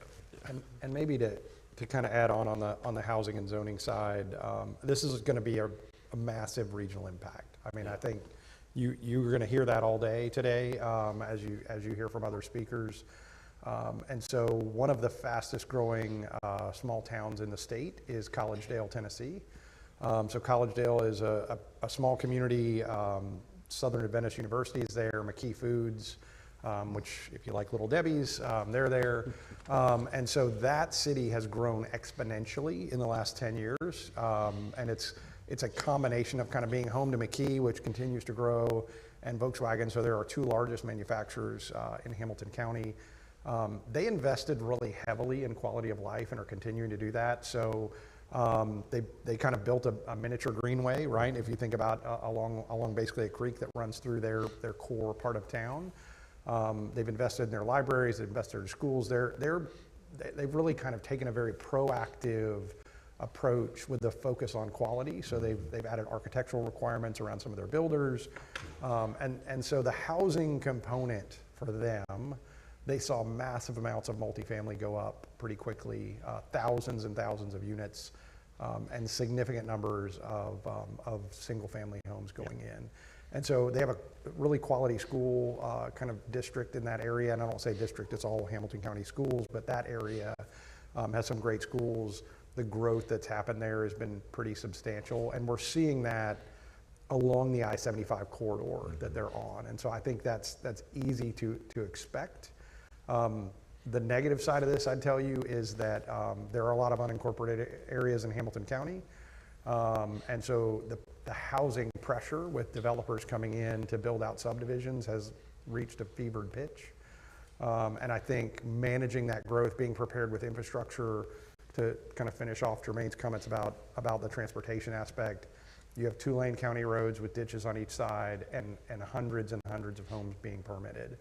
And there's been, I think in those areas, particularly outside of the city limits, where there's kind of been a lighter touch from a planning perspective, they're seeing some kind of pain points right now. And I think you guys have an opportunity here, particularly as you're looking at the counties outside of Shelby County, where those are rural areas. People are used to them being rural areas. That is how they think. That is their vision. I think having the leadership in those communities spend time at the Mercedes plant in Vance, spend time, I would say, outside of Tupelo. Chattanooga's might not be the best example for them when it comes to that planning piece, but some of the smaller, Greer, South Carolina with BMW is probably a good example, where you had this kind of really significant impact in a more rural area would be time well spent. Yeah, it's not a perfect analogy, right? Collegedale's probably, 30 miles from Chattanooga, where Brownsville's 50 from here? Yeah, a little closer. But it's the same sort of thing. And again, Chattanooga, the city of Chattanooga is fine with that, because again, like Memphis, it will be the hub of the region, and it accrues to our general benefit, so. All right, I'm gonna ask kind of a sticky question. Were there issues with the plant and the company that was coming that you at the city were trying to deal with in terms of special requests they were making, things that they thought that they could do that maybe weren't in line with some of your planning going forward? It's all rainbows and unicorns in Chattanooga. Yeah. Well, I wasn't the mayor then.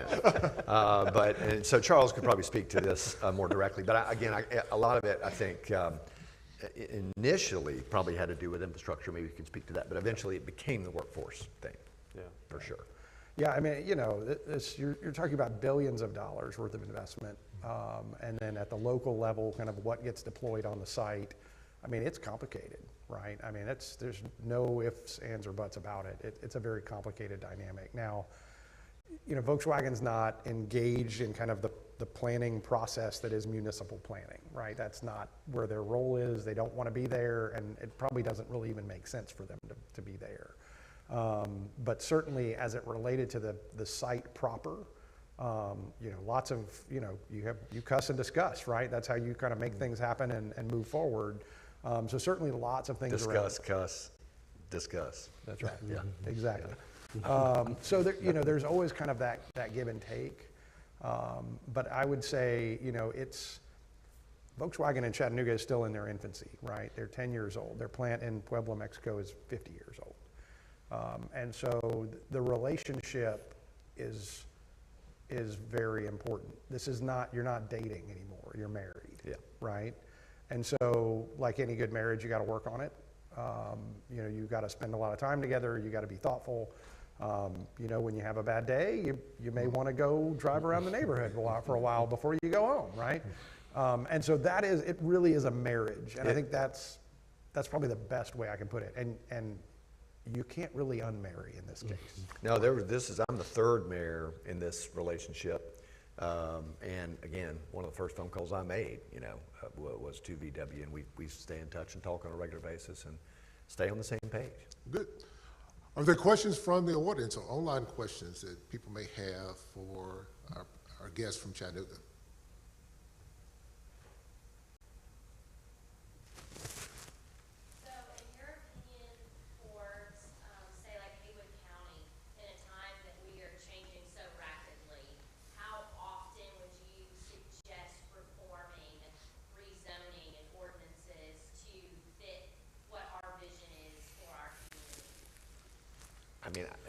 You want to take that? Sure. I mean, I think that now is the time to sort of to gather as much information as you can, learn from other communities. To Charles's point, whether it's Greer, South Carolina, or Tupelo, or the Mercedes plant down in Vance, and this is the time to make whatever changes that you want to make, because it's going to be harder for you to make those changes as once businesses start to come in and once the plant starts to get developed.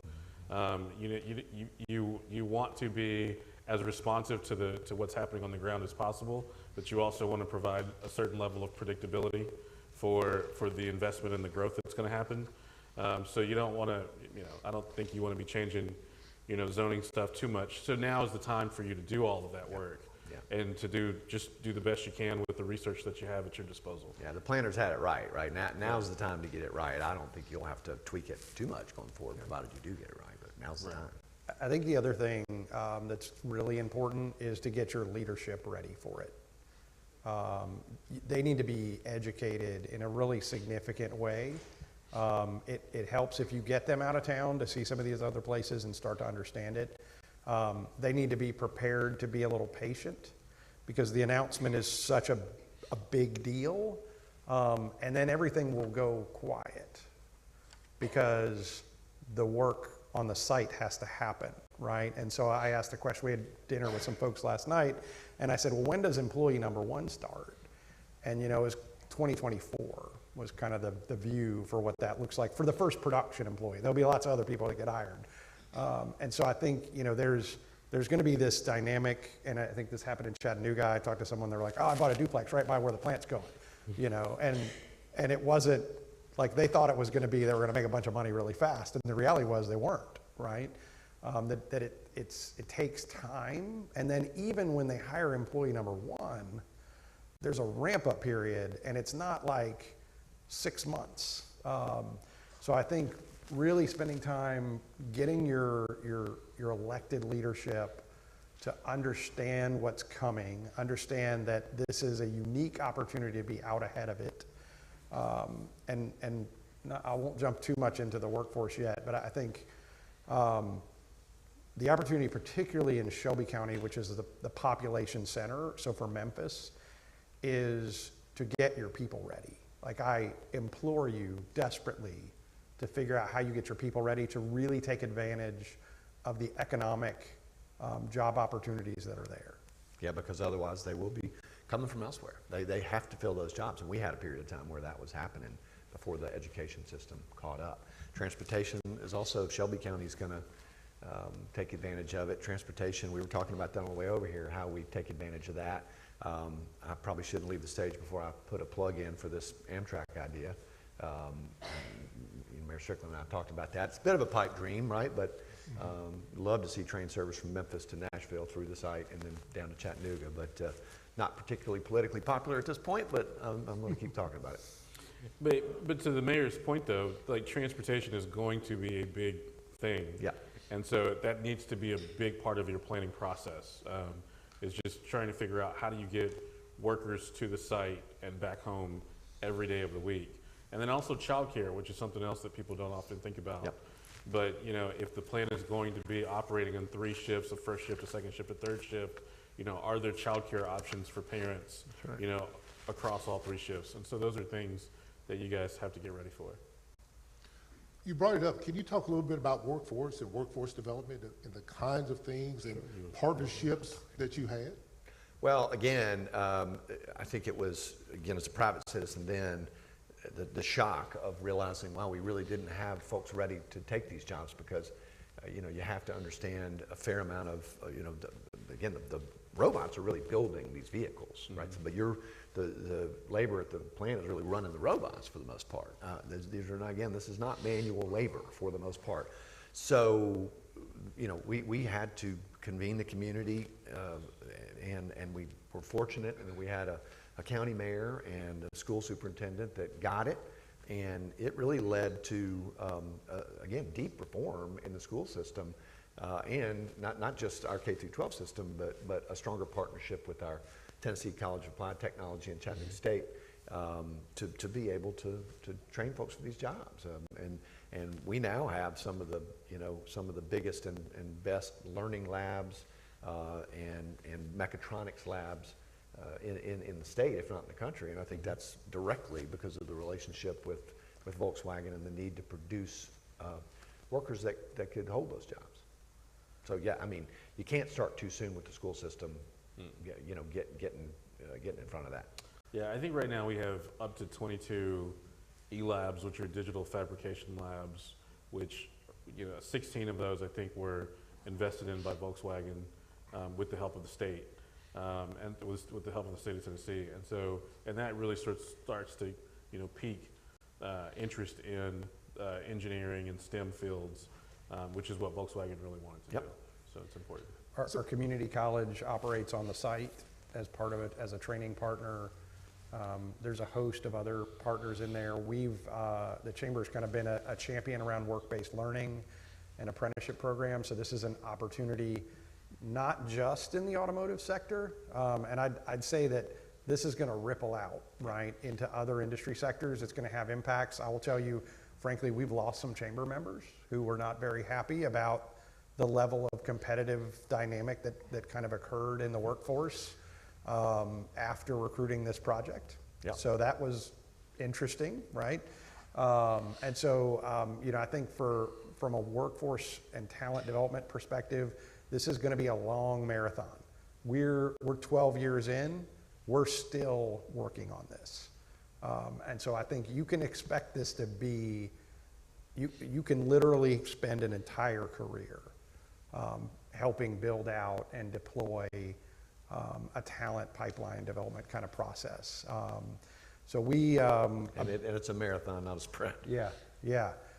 We've been pushing work-based learning. We have a couple of employers now, including the largest supplier for Volkswagen, that have high school classes that take place in their plant. They go to school every day. They have a teacher there. And then they go to work part-time in the facility. Those are at-risk students, so they're at risk of not graduating. It's a trajectory change for most of the kids that graduate. They were not likely to graduate before. They're more likely to go to college now, frankly. And so Volkswagen has a high school on their campus that they operate. They actually don't employ those high school students there, which is something we're hoping they will do. But Gestamp, which is a big Spanish automotive supplier, they have 60 kids that go to high school every day in their plant. And so I think those are the kind of things that you can get really creative about in kind of building that pipeline. But and I will tell you, I mean, the current discussion right now is really all about labor and all about the ability to hire, the ability to have qualified talent.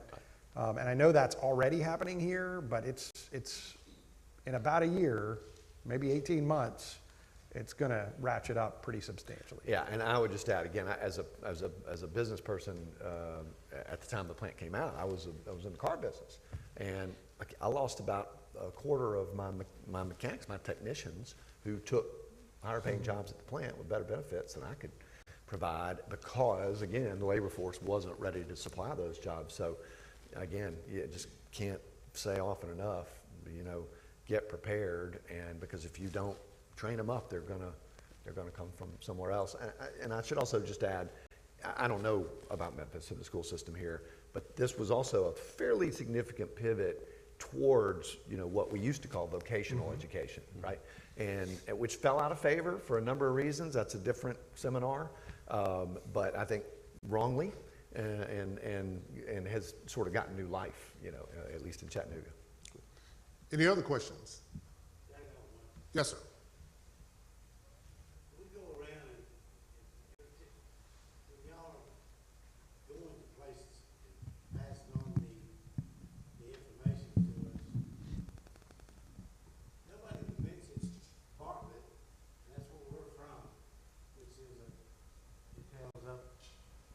To the city of Memphis. Sure. Yeah.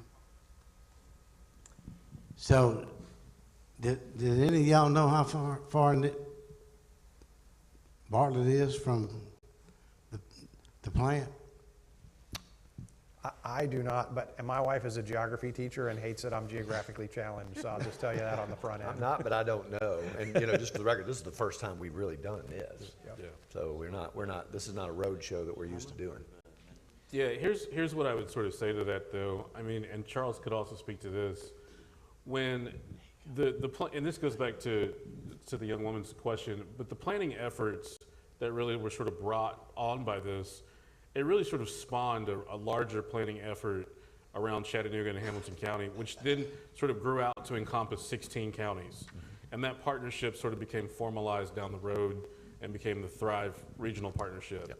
And so your community, Bartlett, as well as Shelby County and many other counties around where this facility will be, you all need to be working together as part of a comprehensive planning process, because this is a tidal wave that's coming, and it's going to affect your entire region, and so you all should be prepared for it. Because you'll all benefit from it. That's right. And I would add, the chamber kind of birthed Thrive, if you will. The city and county helped fund the effort. We started as a Thrive regional planning effort with the idea that everyone thrives. It's focused on 4 kind of key things. So one is around infrastructure, which primarily has been focused around roadway infrastructure, which is going to be pretty critical. I heard the mayor, what was the Cherokee name?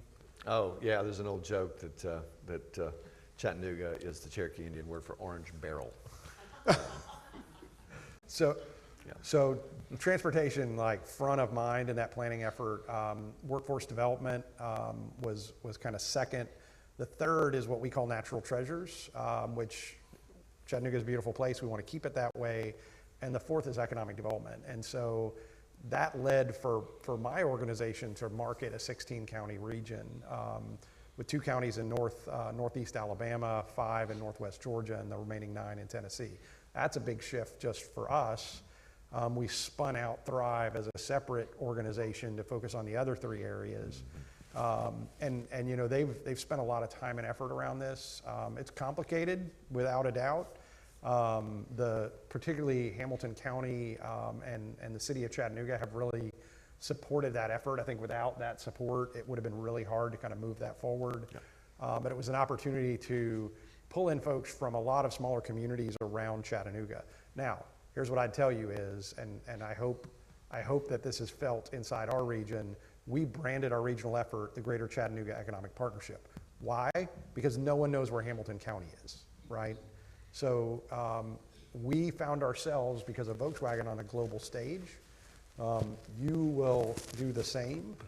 And I think that it's really important, I think, for how the outside world looks at the region is going to be really important to you guys. And it doesn't matter if it's Bartlett or Germantown or Memphis or Haywood County. The eyes of the world are going to be on you. So in terms of, you're talking about partnerships, who were the major players in terms of the initial partners at the table, and how did you branch out? I know you talked about cities around Hamilton County, other places, but who were the major partners at the very beginning? Well, I mean, Bob Corker, who was at the time the mayor, now and was later a senator. Bob, Senator Corker was instrumental, really. He, and at the time, the county mayor, Claude Ramsey, who's now passed away, but a great guy. And they had just a rock solid relationship, and I do with our current county mayor. And had it not been for that, the project might not have happened to begin with. Wouldn't happen. No, because again, what we had there was a former Army ammunition plant that we'd been looking for, somewhat like the mega site, looking for somebody to land for a long, long time. But somewhat famously, Senator Corker kind of wined and dined the VW executives personally, and just stayed after them, and really made it happen. So I guess I always hate to ask this question, but what mistakes do you think you made at the front end that you had to correct going forward that were beneficial to the success of your project? You want to start? Well, I mean, you're closer to it, but again, I hate to sound like a broken record, but I would say the workforce stuff, I at the time, having been a chamber board member, just completely missed it. We just kind of thought, we build it, they'll come, just add people and mix, and it doesn't work that way. I mean, it's a value-added enterprise. Yeah, I would say absolutely we did not get our, keep in mind this announced end of 2008, world is in global recession at that point. We weren't thinking, we were like, hey, we have jobs, right? Help wanted, rock on everybody. Yeah. And so we weren't really thinking about what it takes to be really successful in those jobs. And I think that definitely it was a missed opportunity, I think, on behalf of the community and the region. I would tell you, making sure the relationship with the company stays strong is going to be really important. There's going to be a transition in leadership that's going to constantly happen, probably more so with us with VW than I would imagine will happen with Ford. I mean, we've been through quite a few plant managers. So I think, maintaining that relationship, building that relationship is really important from a community standpoint. You're married, again, I mean, I can't tell you that enough. Yeah, I mean, just to be a little more specific, during VW had the big scandal around Dieselgate, right? And there were some politicians who for their own reasons sort of stood back from that. And again, you kind of can't. I mean, it's for better or for worse, for rich or poor, right? I mean, you've got you're married. And you just have to work through it together. Yeah, and I would say, beyond that, I think we probably, I think, took for granted that kind of once you put the shovel in the ground, it all is going to happen and everything will be good. And that's not really reality, right? I mean, the growth curve creates its own set of challenges that have to be addressed. And I think that, making sure that you're kind of thinking of that as much ahead of time as possible is really important. And I think we've talked about it here internally, and we've heard some things, but was there any kind of opposition to the plan when it first got going, in terms of it coming, or in terms of how it's going to affect our community, more people, more roads, more congestion? There was a lot of this. I mean, obvious concern. I mean, fear of the unknown. It's very real. People, tend to be glass half full when it comes to that sort of thing. But at the time, again, Chattanooga was not any great beacon of economic growth, right? And then plus we were in the middle of this recession, so I would say, there was a lot more enthusiasm for the project than anything else. I mean, there was the normal concern around congestion, but at that time it was hard to imagine, very frankly, that we would be having the sort of problems we're having today. We were somewhat like the dog that caught the car was Jason, but at the time it was mostly positive. And I guess, Charles, one last question I had was, you stated that the chamber lost some business members. I mean, why was that over this plan? Yeah, so the labor pool, and I guess that I shouldn't say labor pool, the labor market in Chattanooga pre-Volkswagen, it was really pretty steady to flat. There was not a lot of job growth that kind of was happening ahead of Volkswagen. Or wage growth. Yeah, or wage growth. Yeah, right. Yeah, and then that's maybe more importantly, that's maybe more important. Yeah. So you end up in a situation where the wage numbers start to go up because of the automotive side. That then draws the labor from other employers. And then as the other parts of the multiplier impact start to happen on the supply chain, that continues to escalate, right? And so we had some companies that, the idea of paying more than $10 an hour was blasphemy. Yeah. And I mean, I'm serious. Like, now, of course, no one can wrap their head around that, right? I mean, it's $15 an hour at Whataburger or whatever, right? I mean, so that put some pressure on companies that had grown really comfortable with the fact that, they could pay $10 an hour. Housing was still pretty inexpensive in Chattanooga, so their employees could still kind of do okay. And so all of a sudden it kind of sped up, a lot of the economic impact that happened. And I think you can expect that. The other thing I'd say is, anytime you win, right? Sometimes you talk about your win a lot. After a while, people get tired of hearing about the catch, that won the state championship game, and they're ready for something new. And we probably talked a little too much about it, and our other employers, frankly, were like, okay, we're done hearing about VW, let's move on. What about the rest of us, right? Yeah, what about the rest of us? And so what did you kind of do to try to help those employers with those job gaps, employment gaps? Some of it, frankly, was helping them recognize a new reality. I can't change the market, right? I mean, none of us can go change the market. That's not reality. And so it became more around how you start to communicate with those businesses, how they start to look at how they compete. It's kind of an ironic dynamic, right? Well, and I mean, again, to this day, we spend the bulk of our time working on workforce development. Jermaine does, and affordable housing. Workforce development is still a huge deal for us in Chattanooga, as it is here, right? And so, adult learners, not just through the K-12 system, but, how do we reskill and upskill adult learners to bring them back into the labor force with value-added job skills so that they can take these jobs, whether it's, a direct job at VW or a supplier, or a job that's been vacated by somebody else moving up. Because the bottom line is, this is what we want, right? I've had to, I come up from the business world, I have to remind a lot of my colleagues that this is how we close the wage gap, raise average wages, and make, Chattanooga or Memphis a more prosperous town.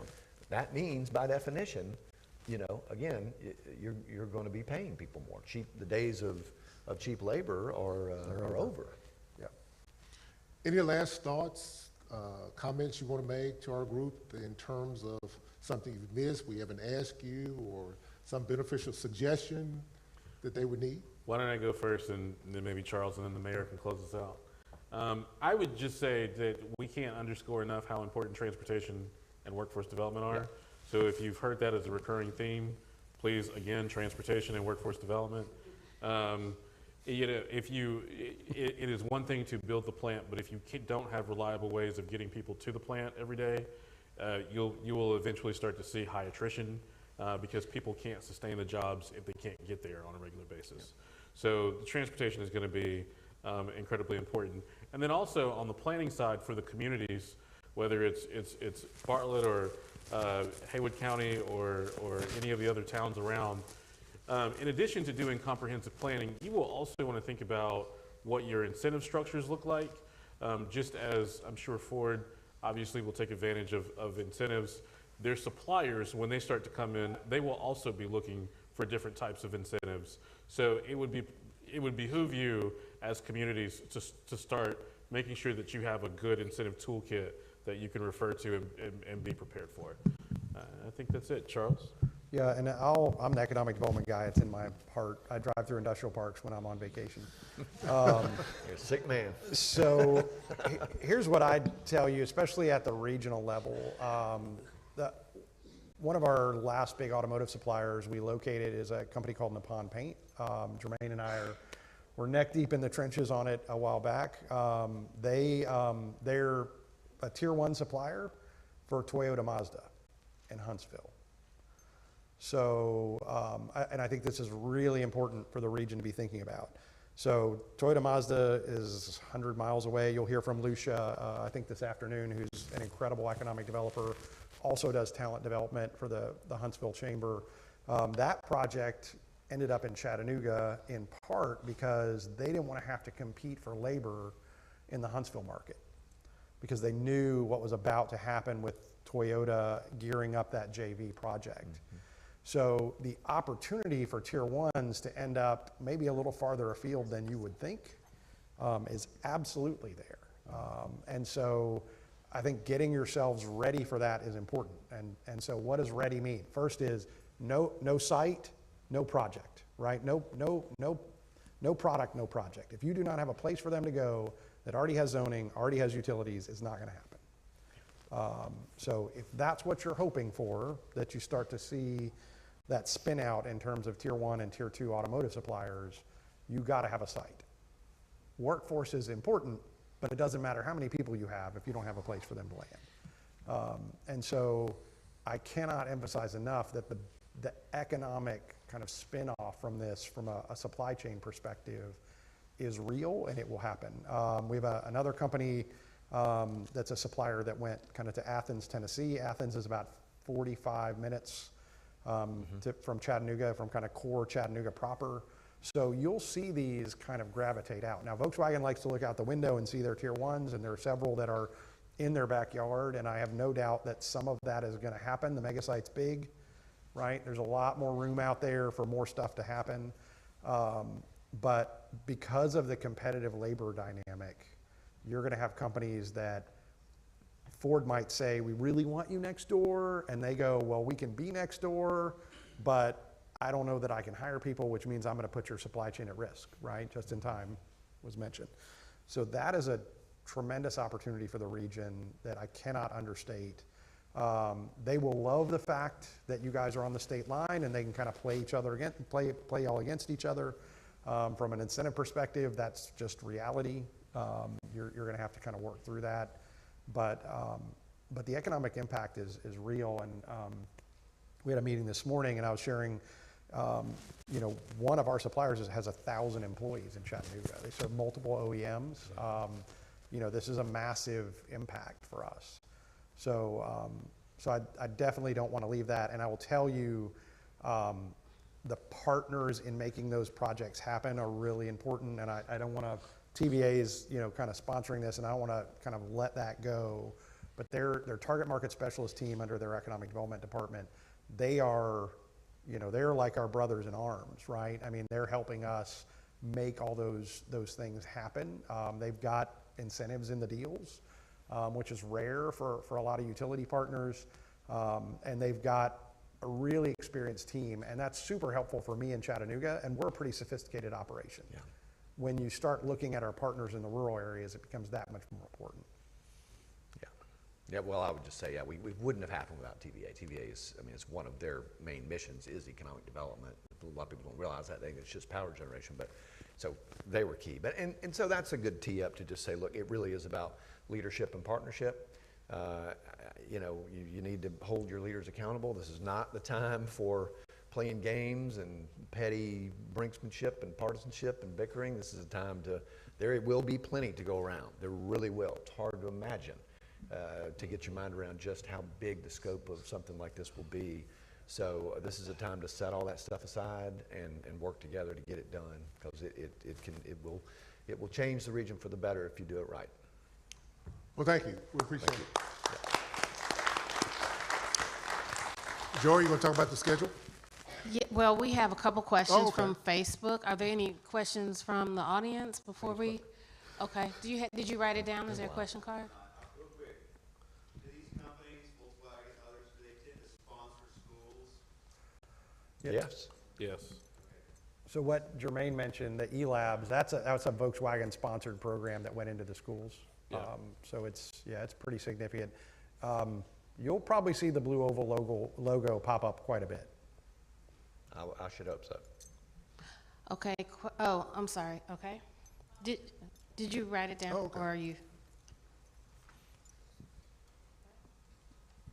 Did you get the ARC and federal partners involved with the early on, or did they come aboard with your infrastructure on your plant? Y'all want me to take? Yeah. So there are a lot of partners. On the federal side, a couple key things that played out. One was on infrastructure, so new interchange, which I know has been mentioned here. On the workforce side, our development district, right, that's kind of what you guys are. They played a pretty significant role around helping on the hiring side. So they did screening. I think they initially screened more than 15,000 job applications for 2,000 jobs. The VW started it too. So that played a pretty heavy role. And then the site was owned by the federal government. I wouldn't recommend that if you can avoid it. And so, and it wasn't done, for those of you that understand the military dynamic, it wasn't done through BRAC, which is base relocation and closure, which usually results in the federal government providing the community with resources. Instead, we had to buy it. And they put a lot of restrictions on what could happen out there, which is unfortunate. And so that was a whole different kind of relationship that we had to work through. So there's a question from Facebook. What are the opportunities for local Tier 1 and Tier 2 suppliers, and how do we initiate the process? Again, Charles, I'll probably let Charles speak to this briefly, but I'm an old car guy, so I know a little bit about it. Again, it's a little different than in Chattanooga. Of course, VW was de novo, plopping this plan in with a lot of international suppliers. Ford's got suppliers to a great extent. The question is, with the transition to electric, will that change? How will it change? I think we have to assume it will to a great extent. And as I was telling Mayor Strickland earlier today, listen, that may be Memphis's greatest opportunity is really those Tier 1 and 2 suppliers, because this area, it's plenty close enough. Anytime inside, anywhere really inside kind of a 50-mile radius is close enough, right, Charles? Yeah, I think, and you may see some of that expand just kind of based on what we've seen with the Toyota project. I would tell you that we've got, well, first I'd tell you one of the challenges we had was the culture is pretty different between the Germans and the Americans, so that took some time to make sure we all understood how things worked. In both cases too, by the way, like very much both cases. But I'd tell you, we have some entrepreneurs in Chattanooga that have tremendously benefited from what happened with the facility and kind of how they work with them. One of them, I mean, it's super simple, right? But one of them, Volkswagen exports some of their vehicles outside of the U.S. And they're like, hey, we need somebody who can make containers to put these things in. And so it was a company that was doing some of their logistics work, and they're like, oh, we could do that. I mean, they basically started a container building company, super low skill, but unique opportunity. I am sure it's a very successful piece of their business. Yep. So there's some strange things that happen that you wouldn't think of that go along with this, right? I mean, the SK stuff is super cool and big and flashy, but there's a lot of stuff that's not flashy at all. Yeah. And the tires and wheels, one of our biggest minority supplier in Chattanooga, it supplies all the tires and wheels in Chattanooga. And I mean, everything that goes into a car is going to be produced, ideally, right there, in the general apron. And there's one last question from Facebook, and that is 2020 hindsight. Oh, wait, there's two. I just got another one. 2020 hindsight, what are transportation pitfalls of the Volkswagen plant that the Blue Oval site can plan for and avoid? Well, so and Charles, if you want to add anything, a lot of the infrastructure that you need to build out is going to require sort of state and federal funding. Sometimes, there can be sort of delays with the planning of that. And that's just part of the process. And then there can also be environmental challenges that come along with building infrastructure. I alluded to this earlier when it comes to having to account for, crossing wetlands or streams or underground streams. And these are all things that sometimes you don't really realize until you get out to the site and you start digging and turning some dirt. But just understanding that, especially as local communities are depending on state and federal dollars to help with the infrastructure needs, the state and federal government, although they're extremely helpful and everyone is grateful for the funding that they provide, they're also maybe working on different timelines. And so sometimes they're not necessarily working on the same timeline that Ford is going to be on or that the local communities are going to be on. And so you should just be prepared for that. So, Charles. Jermaine's auditioning for his future career as a diplomat. Yeah. And he'd be an excellent one. Yeah, I think that timeline dynamic is really important. I think that, we had an interesting dynamic where Amazon dropped a distribution center with 3,000 employees kind of across the street from VW. And it was one of my first meetings actually when I got to Chattanooga, and the Volkswagen executives and the Amazon folks were in the same room, and they said, well, how many people are you going to hire for the holidays? Because Amazon's like, well, we got to gear up for the holidays, right? So November 1 to January 1. And they said, oh, well, we're going to add another 3,000. And they're like, what? Wait, 6,000?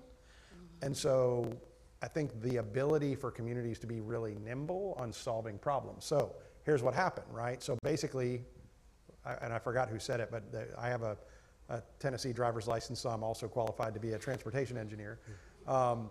So city staff, public works department in the room, city transportation engineer I think was in the room, county engineering in the room, because most of those roads internally were kind of local, and they reoriented the way the roundabouts function in that industrial park to allow for the ability to kind of manage the two plants, right? Because you think thousands of people going to both places at the same time right after the company was really in full operation. So I think the ability to be nimble at the local level in particular gets a little harder when you're pulling in state partners, but because it's an economic development project, right? People tend to move a little faster, be a little more flexible, but maintaining that ability to be nimble around infrastructure is really important. Okay, and we got another one from YouTube. We have two more questions now, and then we'll release everybody for lunch, I promise. So this next to last one is, what is the estimated direct employment and the multiplier impact of indirect new jobs in the time period leading up to the plant opening? So prior to the plant being in operation? Mm-hmm. Construction-related jobs, I would think. And that's just from your experience. Obviously, this is more predictive for Blue Oval, but in your experience. Yeah, honestly, I don't know the number, but I know that, it's a lot. It's hundreds, if not 1,000. For a project like yours is coming out of the gate in a bigger way than ours did. I can't fathom there's less than 1,000 people working on that site at one time. But, yeah, so it's really hard to kind of get a handle on it, frankly, other than just through the estimating process right now. And I think one of the things that economic developers across the state are really curious to see is, how does that work in terms of the employees, in terms of the contractors that show up? Where are they going to live? Right. Yeah. Okay, well, we have a technical difficulty behind you, so I guess we'll go ahead and wrap it up from here. We'll deal with the YouTube question later. If we can get an answer, maybe we can. It was about Job Corps, so we can get an answer and get back to the YouTuber so we can fix our little snafu here. All right, everybody, we're gonna break for lunch, and come back about 1:15. Thank you. Mr. Freeman, Mayor Kelly, Mr. Wood, thank you. Thank you, I appreciate it. Thank you, sir.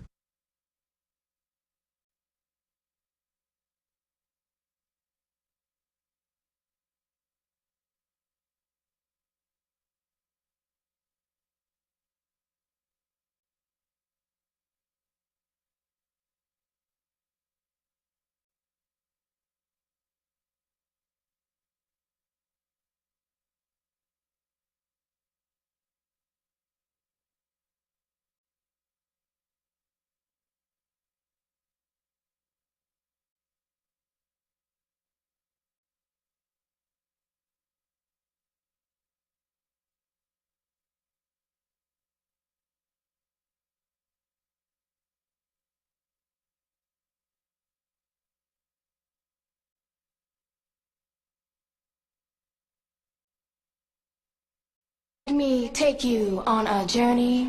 There will still be the journey. The journey. New sheriff in town, and his name is The journey. Journey. This thing is bigger than Nino Brown. This is the journey. The journey. What is it that moved you? The journey. The journey.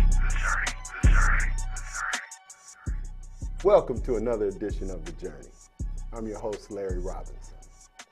As they always say, because the greatest part of any road trip isn't arriving at your destination, it's all the wild stuff that happens along the way. And today, we're going to talk to a brother about all the wild stuff that's happened along his journey.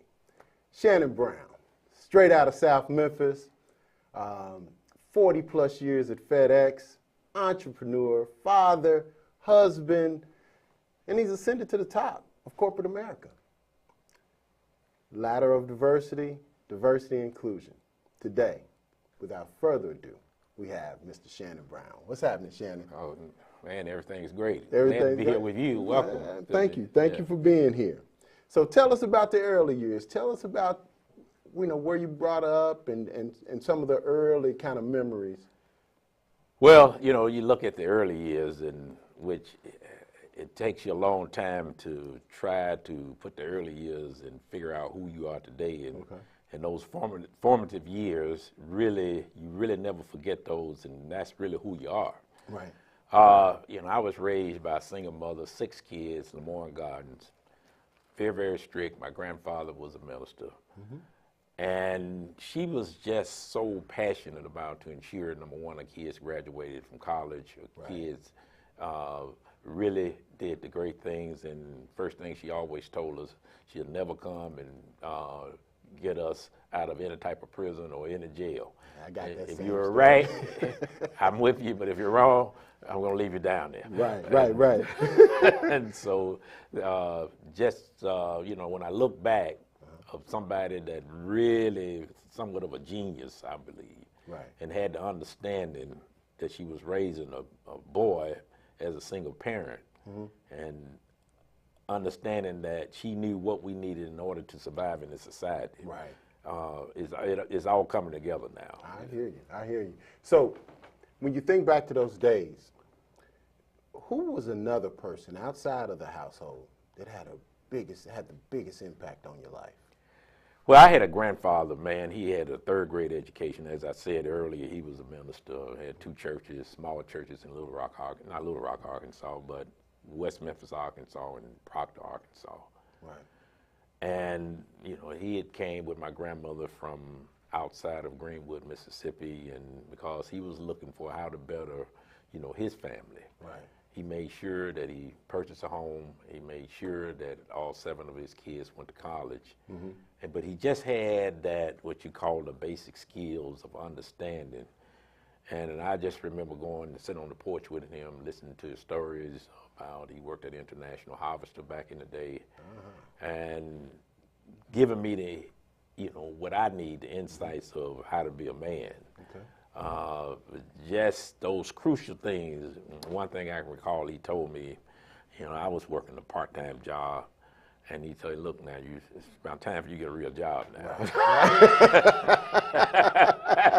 And I tell you, man, it struck me like, oh, I thought I was working, but he said, it's just about time you get a real job. Well, hold on. That's a good segue. So, as a young man, What was one of those decisions that you made that you look back and you realized that it was life altering?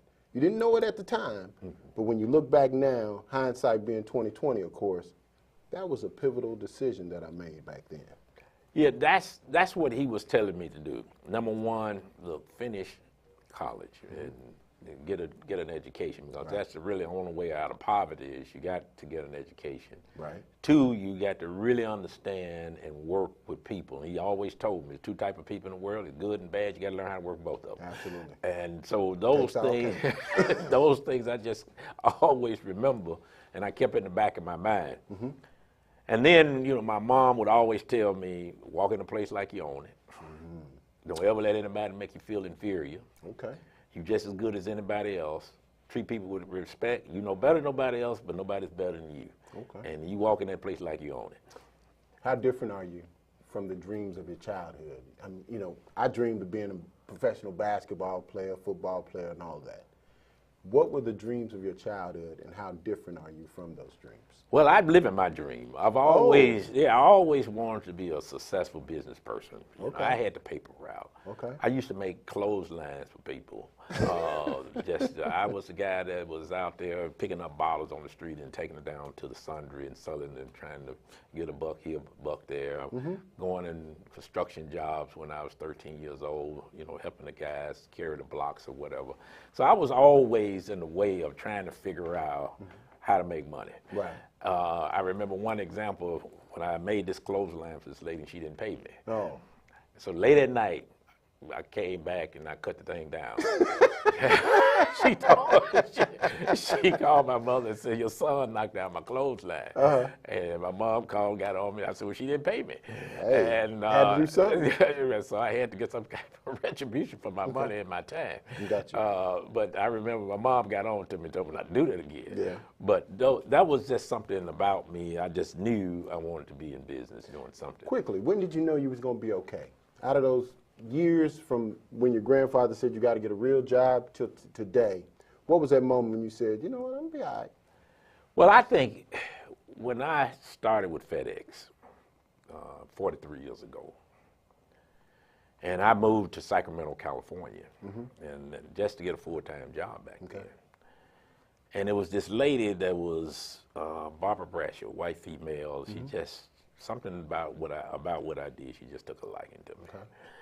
And she looked at me that day and she said, you're going to be somebody big in this company. You know, here I am, a young black man from Memphis, Tennessee, and Sacramento, California. This lady can tell me in this big organization I'm going to be something big. And I'm just saying, well, you know, I didn't believe her.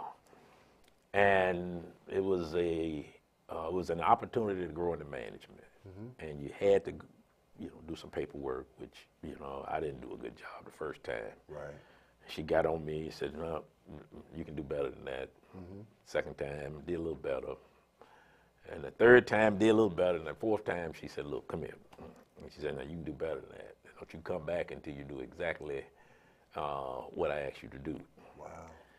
So I got it right. And what that told me, that all you need is somebody to believe in you. Right. And to force you to believe that you can do something. Absolutely. She didn't have to do that. Right. After the first time, she said, okay, you know, he didn't want to do it. He didn't put the energy in, but she just saw something. And so at that point, I knew that, you know, you can do anything if you got the right people around you to provide the direction and the mentoring and the coaching, that people can really be anybody that they want to be and do anything that they want to do. You said something about you, young black man in Sacramento. I got something I need to ask you. What was that moment that you realized that you were black? Hold on. Wait a minute. Hold on. Don't hold that thought. We're going to be right back on the journey. And we're going to get Mr. Shannon Brown's answer to when he first realized that brother was a little browner, a little darker than most, and he was a black man. So stay right there. This is The Journey with your host, Larry Robinson. Kadzukian.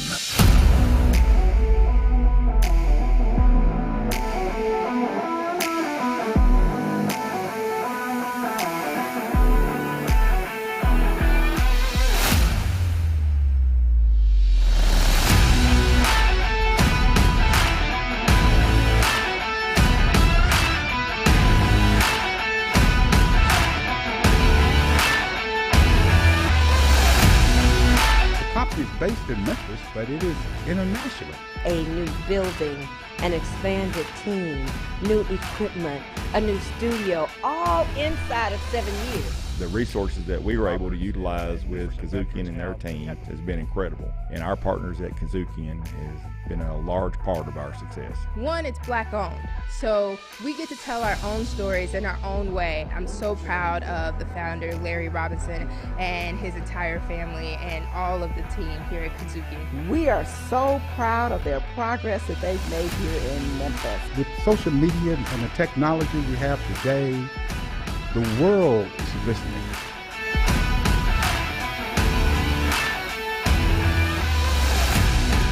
Kazukian. Check out all your Kazukian favorites now. Download the Kazukian app, available on Android and iOS. Welcome back to The Journey. Host Larry Robinson, and today we have Mr. Shannon A. Brown. Now, before we left, I asked Mr. Brown about when was that moment that he realized that he was a black man? And I'm going to give you an opportunity to answer that question. Well, being from Lamar Garden, we had the boys club back then. Now it's the Boys and Girls Club at Goodwill, right next door to Lamar on College. Right. And we had, just a lot of patrons who donated money to the club. Right. So as our way to show our appreciation, especially during the Christmas holidays, we took these glasses and we decorated those glasses and we melted candle wax and put the wicks in. And then we delivered those to those homes. Right. So when I left Lamar Gardens, going out to East Memphis, and I saw all these big, pretty homes and nice cars, and I'm thinking, whoa, something's different from here than where I came from. Right. And what do these people do? Right.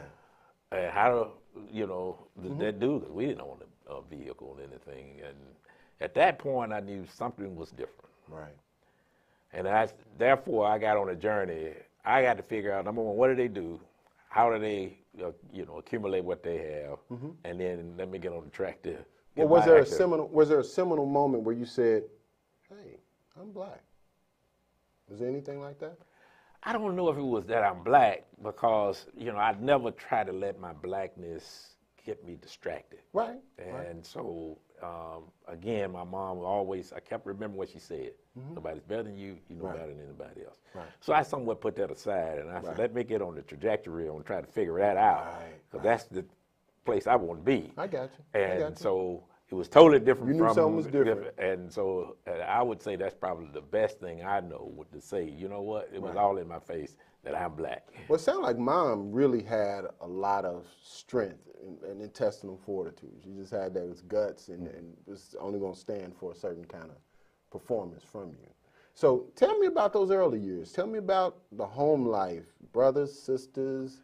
Well, it was 6 of us, 3 boys, 3 girls. Okay. Again, based on your statement, she wouldn't allow us to talk about differences in a way that made us feel like we were inferior. Okay. And so she just wouldn't allow that. Right. That's the way it is. You need to figure your way out of this thing. And she was a nurse at the hospital. And so my 2 brothers, older brothers, they were musicians. Okay. So they played in bands and they traveled all over the world. So I'm left at home with 3 girls and my mom. Wow. So instantly I'm the man of the house. Okay. And I don't know if she was fooling me or whatever, but she said, look, here's only so much money I have. By the time I get through with the girls, it's not going to be anything left for you. Wow. So you're going to have to get out there and try to figure it out. And if you want something, you got to get it yourself, but it's just not enough to go around. Okay. Got to take care of it. And I'm good with that. Okay. And so with that, I was kind of left in charge. That's where I learned how to cook and wash and dishes and clothes.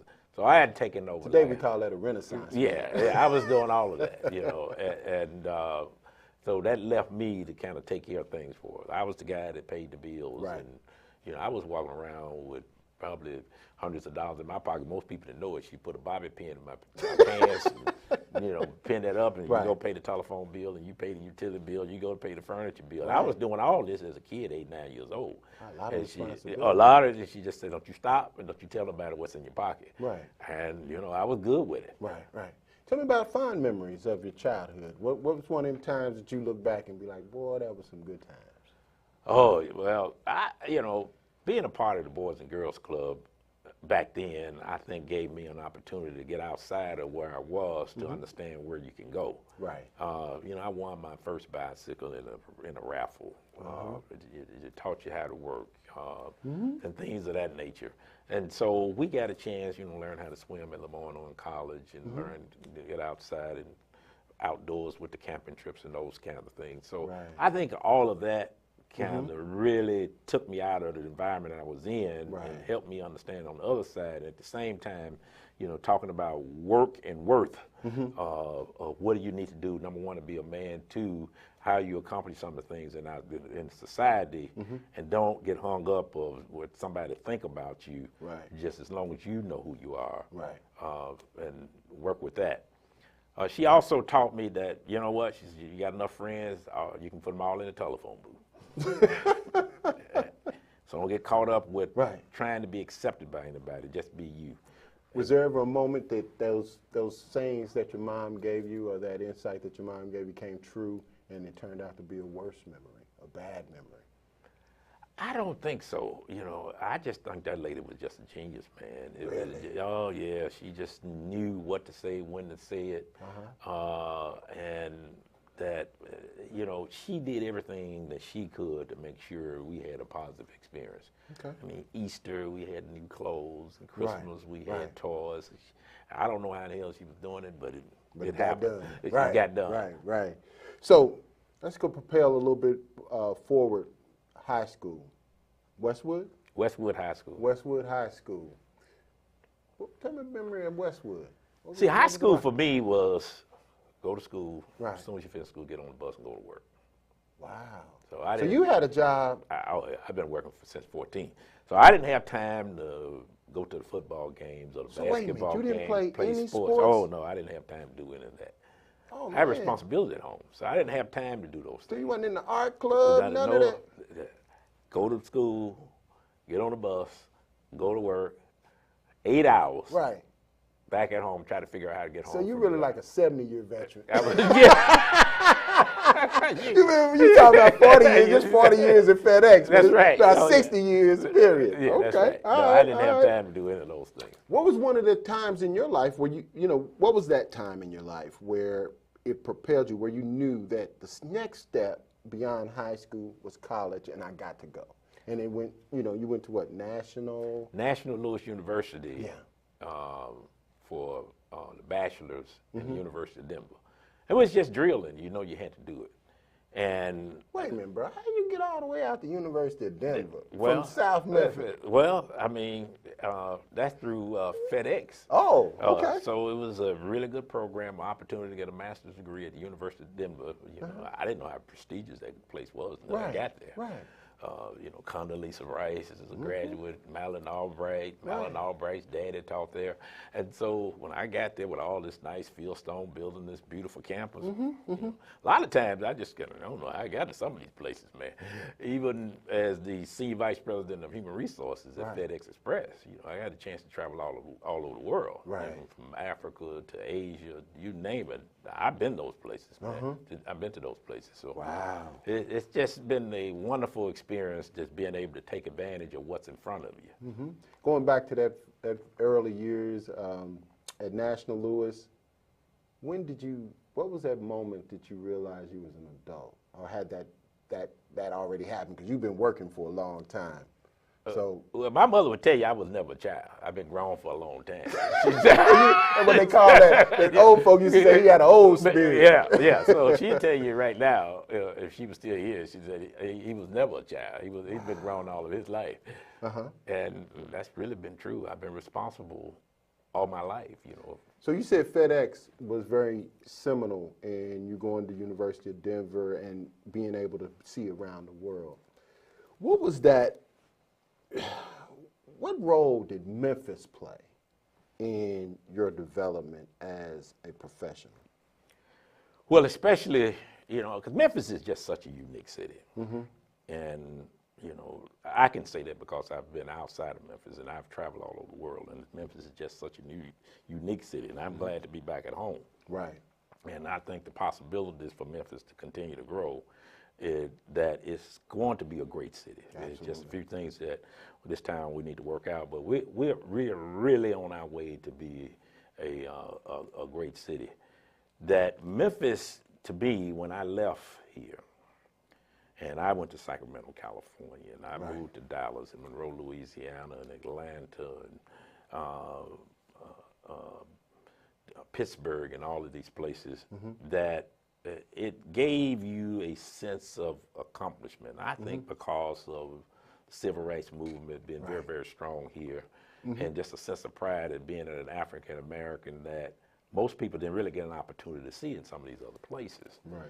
And so, you know, you get the strength of when you're places outside of Memphis, of the culture here, that, you know, I had the foundation, so I could do anything or live anywhere, and I could understand the surroundings of some of the things that in the places that I've lived in that they didn't have the opportunity that Memphis provided me. Well, you got, you know, really two very important responsibilities for FedEx. Number one, FedEx Express, and the role you play there as a senior vice president, but you're also the chief diversity officer for FedEx worldwide. So tell us about your career. You know, where it started in the hub. Right. But what made you go to the hub? Well, the late Jim Perkins. He was a board member at the Boys Club. Okay. And I was there that Saturday. He'd come up and spend time with the kids. He said, hey, you know, this company over there called FedEx, man. You may go in there and check it out. Really small back then. Oh, yeah. Madeline Woodley was the HR lady. He said, you call Madeline and tell her I sent you. So I called her, and she called me in for an interview. She said, what do you want? I said, I want to be the CEO. She looked, she said, well, somebody's in that job. What about it? I said, I'd take it. Right. And, you know, I had read a book where you ask for something, go to the top. Right. And my mother used to say, always go up to the top to see what's up there. Even though you got to come back down, but at least you know what's up there. Oh, you say that again. We got to say that again. Say that again now. Always go to the top, Right. just so you understand what's up there. Even if you're buying a house or whatever, go look at the most expensive house so you'll know what's out there. Right. Even though you have to come back down, but at least in your mind, it gives you an opportunity to figure out what it takes to get up there. Because if you don't know what's up there, you never can work towards getting there. So we're listening to Pastor Shannon A. Brown, and he's preaching the gospel of knowing how to get to the top. So you knew what was at the top. Tell us about that trend, the experience and the journey going from the hub, that first opportunity, and moving up the FedEx ladder. Well, I had a good mentor. I've just been lucky to have good people around me. Okay. And so one of the guys at the Memphis hub said, now look, now it's a lot of opportunity outside of Memphis. Right. But if you stay here, you got to compete with everybody in Memphis. Right. If you look outside of Memphis, so I saw a job in Sacramento, California, as a customer service agent. And I bid and got it. Never lived outside, didn't have a place to stay. You know, my aunt kept me for 30 days, and I moved in an apartment, had to sleep on the floor and all that. I figured out. My mom said, don't lean on nobody now. If you go be a man, do what you need to do. Right. But don't ever depend on other people to take care of you. And my aunt was mad when I moved out. I said, my mom told me just stay 30, and I got to go. What was one of those moments at FedEx that you just knocked it out the park? Or you was at the crib doing your happy dance saying, I did my thing? Well, I tell you, when I got the job from a part-time package handler to a full-time customer service, I think I still got the offer letters, $1,065 a month. I thought I'd hit a home run, man. That was a grand slam back then, brother. Yeah, and then from there, and then I told you about the young lady who really propelled me and pushed me into management. And when I was a manager in 11 months. And so I moved back to Memphis.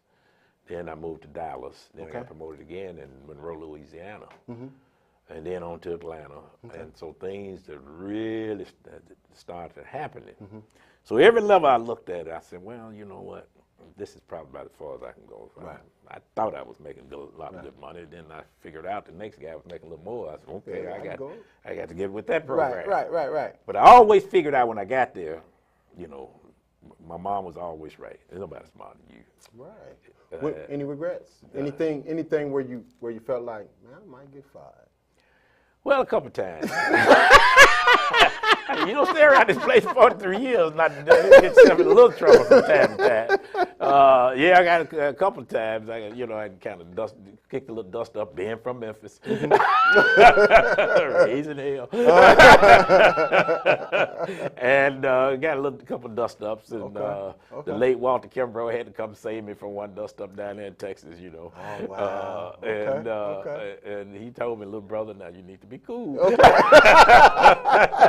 Well, it didn't derail your career too much. Yeah.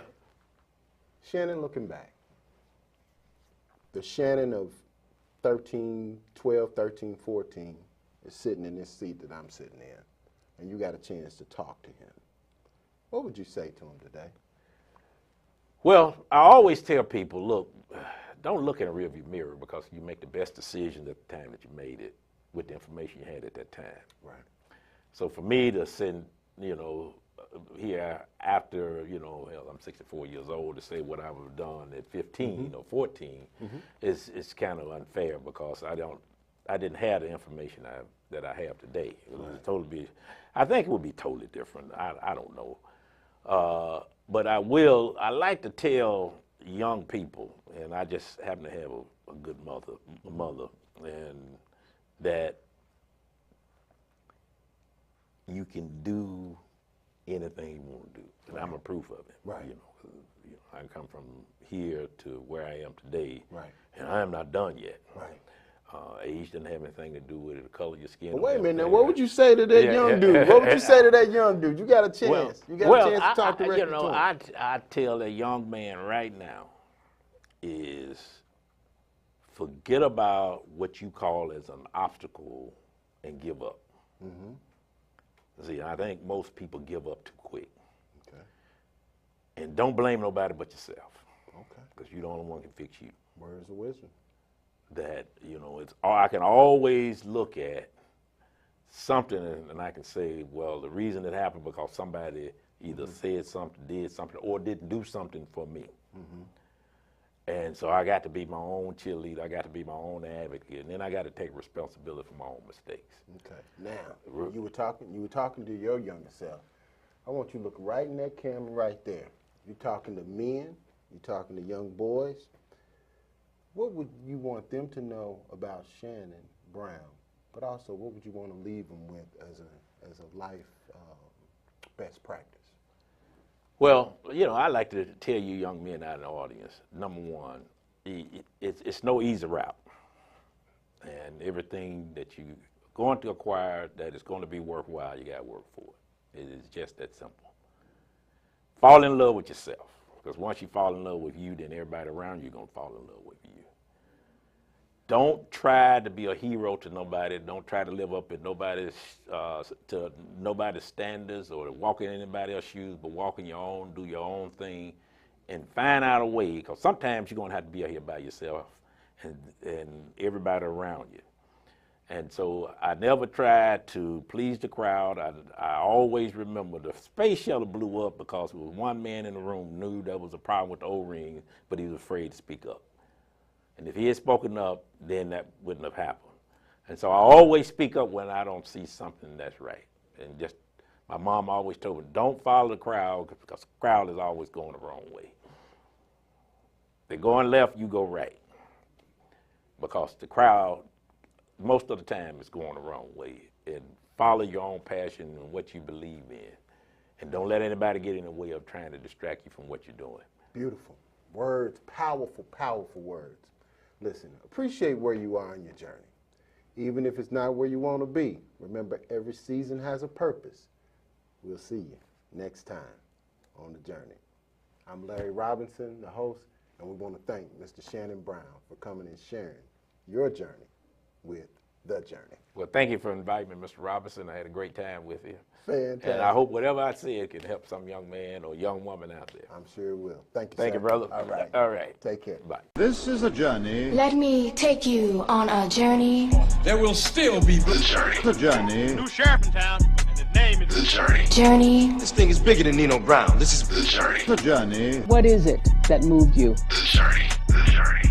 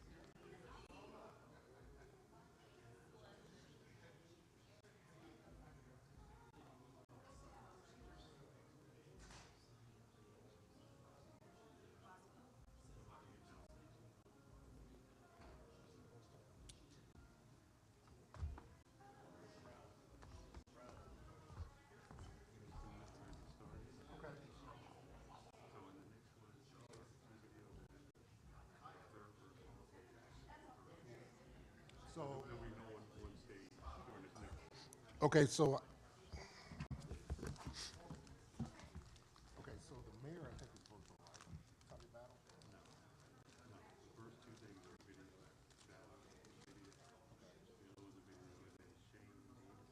Yeah. He's the one who's doing it. Okay, so he's the only person the mayor's actually. No, but what you can do is you can announce, you can introduce both video before we start the presentation. Okay. So you want to see what's come back in between. Okay, so let me see. So Shane, the only person here. Now who's the video? Now who's the video? The first two, Battle and Shane Davis? No, Shane Davis will be here virtually. What about Lucia Cat? Cat. That's those two are just video. Oh, Battle and Cat. Okay. Yeah. Okay. So you can do introduce both of those at the start. Okay. So you won't have to come back in between. They'll just go from one video to the Okay. All right. And then Shane Davis will be the virtual person after that. Okay. All right. Thank you. Okay, I got it. Thank you.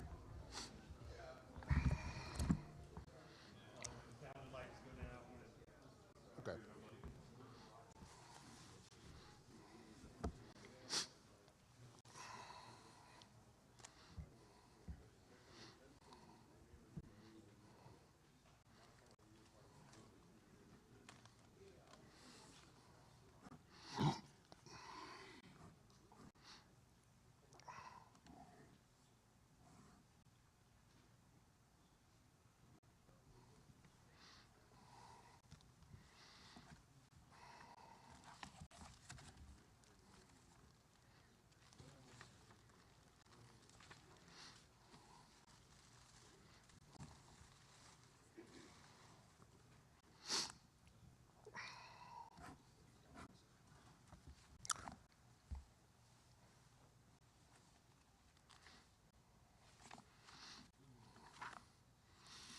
Good afternoon. I hope you enjoyed your lunch. We would like to welcome you back to the afternoon session.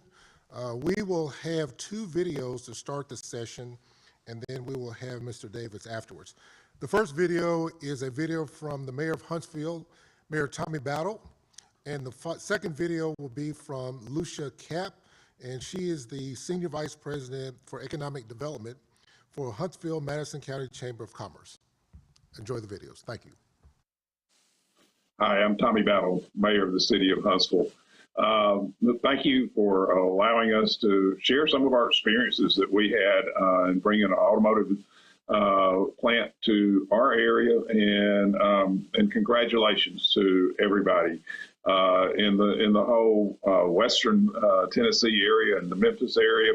We want to congratulate you on landing this big economic boom. That economic boom helps float all ships. It helps float our ship, yours, and you'll be surprised at how much of an area that will be covered. How many people will benefit off of this, the work that you will be doing?